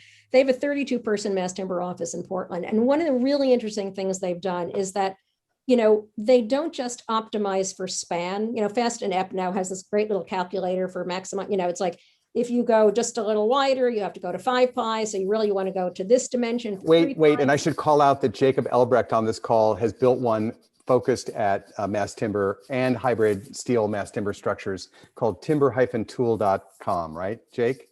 Anyway, yes, go ahead. Back to you, Judith. Yeah. So thank you. But it's like, but what they did is they went a step further, is they actually looked at every single manufacturer's panel, that they could possibly look at having bid on, and looked at the sizes of the panels and did a little calculation of, given that they had this 32-foot bay they did it for this OSU Cascades. It's a kind of complex academic building out in Bend on their new campus.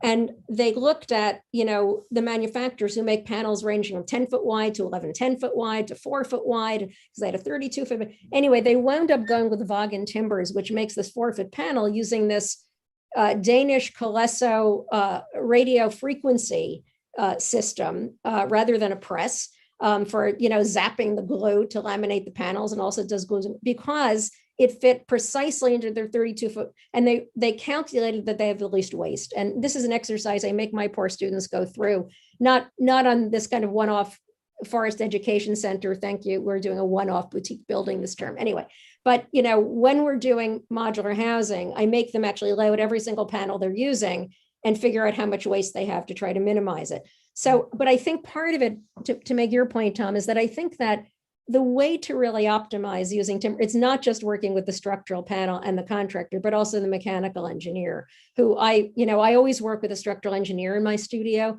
but I brought in a mechanical engineer on a regular basis now because it's, supposed to be super comprehensive. And, I still think electricity is probably magic. I'm almost sure.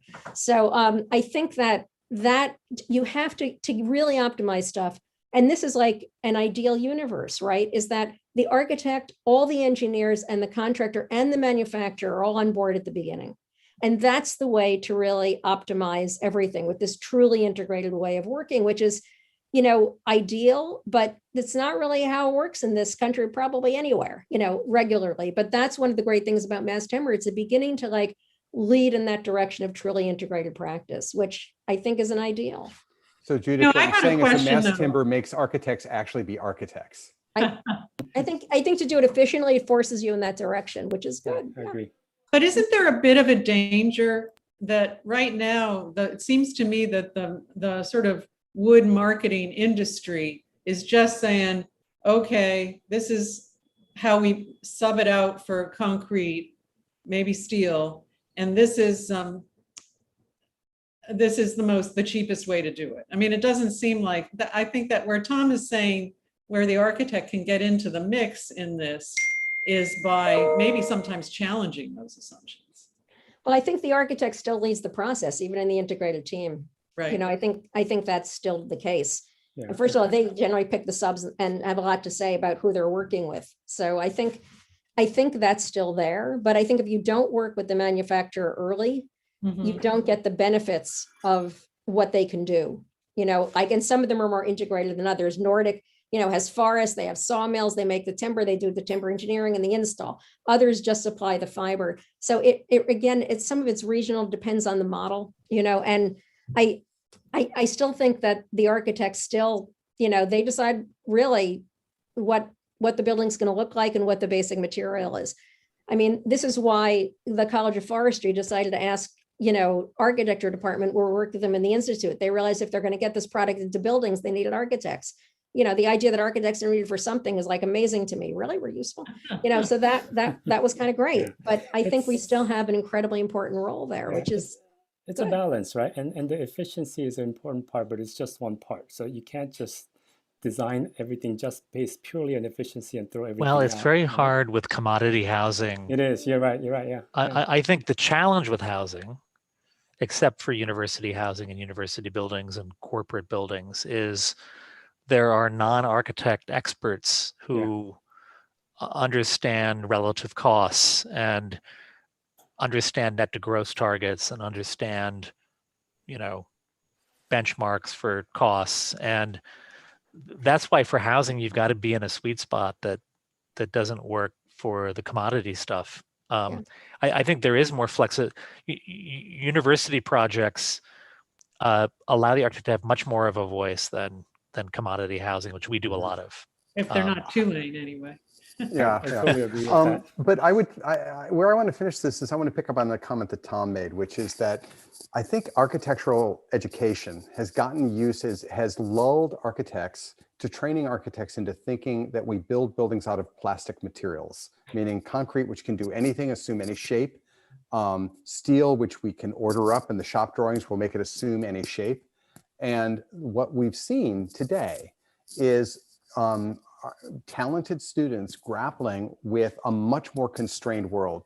We're teamed right now with a small firm in Vancouver on a project that's aspiring to use mass timber in a mixed use, like more mixed than I've ever seen project. And I'm just watching our partner firm chafe because you mean I can't just kind of do this, and you mean I'd have to do that, and we're going, yeah. That doesn't mean you can't be incredibly creative. It just means you have to actually take structure and mechanical and these other things seriously, rather than treating that as a thing you can outsource while you go off and make your gratuitous form making. And I think that it's a great disciplining object. I don't think we have to end up with things that look like factories. I think we can end up with beautiful, expressive architecture, but it imposes an extra level of work and demands on us as designers. That's a great comment. It certainly is one of the reasons that I like it pedagogically. Yeah. We weren't fighting about curvilinear form and shape making. I want to Well- say thank you all very, very much. What an amazing jury. Can we have a round of support of applause for our visitors?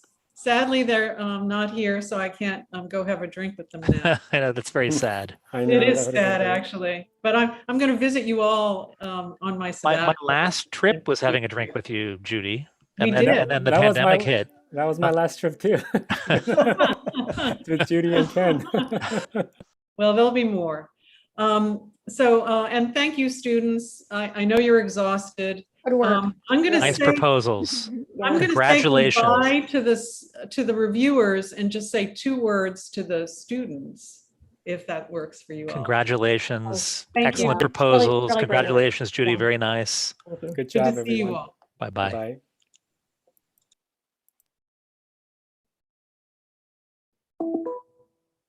Wow. I don't know how you feel, but I thought, what a great review.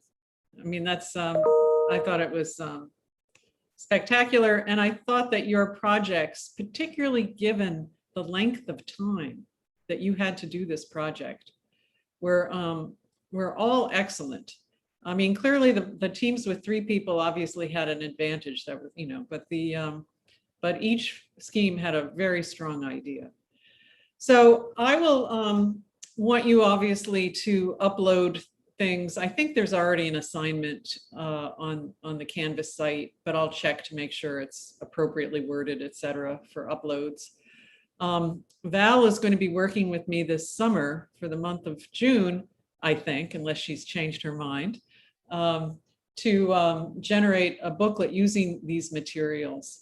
I think I'd also maybe like you to, I may ask for a CAD file of some sort, because if we want to do any kind of more quantitative takeoffs, wouldn't that be helpful than having to do it off of PDFs? Because I think there's a big, strong body of work to work with, but you'll hear from me about that. I am delighted to meet with anyone who wants to meet by appointment. And I'm happy if you would rather just, head off to your next, to your summer. So reach out if you want to arrange a chat. Am I forgetting anything that we need to go over collectively? I mean, I would say you have to clean out the studio and set up for the walkthrough, but you don't. I mean, you do have to clean up the studio, but I don't think it's very messy. And I don't think we're doing one of those in fact, I'm positive we're not doing one of those walkthroughs where we walk through and look at stuff on desks. Obviously, I'll use this concept board for that.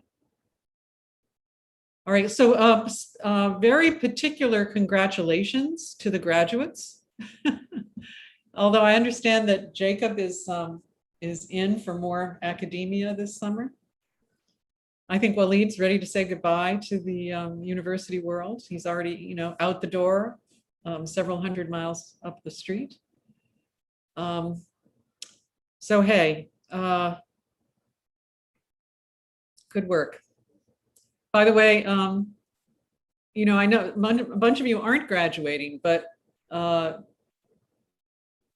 EDR was just writing, I'm not EDR, Z Smith was saying, okay, let me know who we should hire.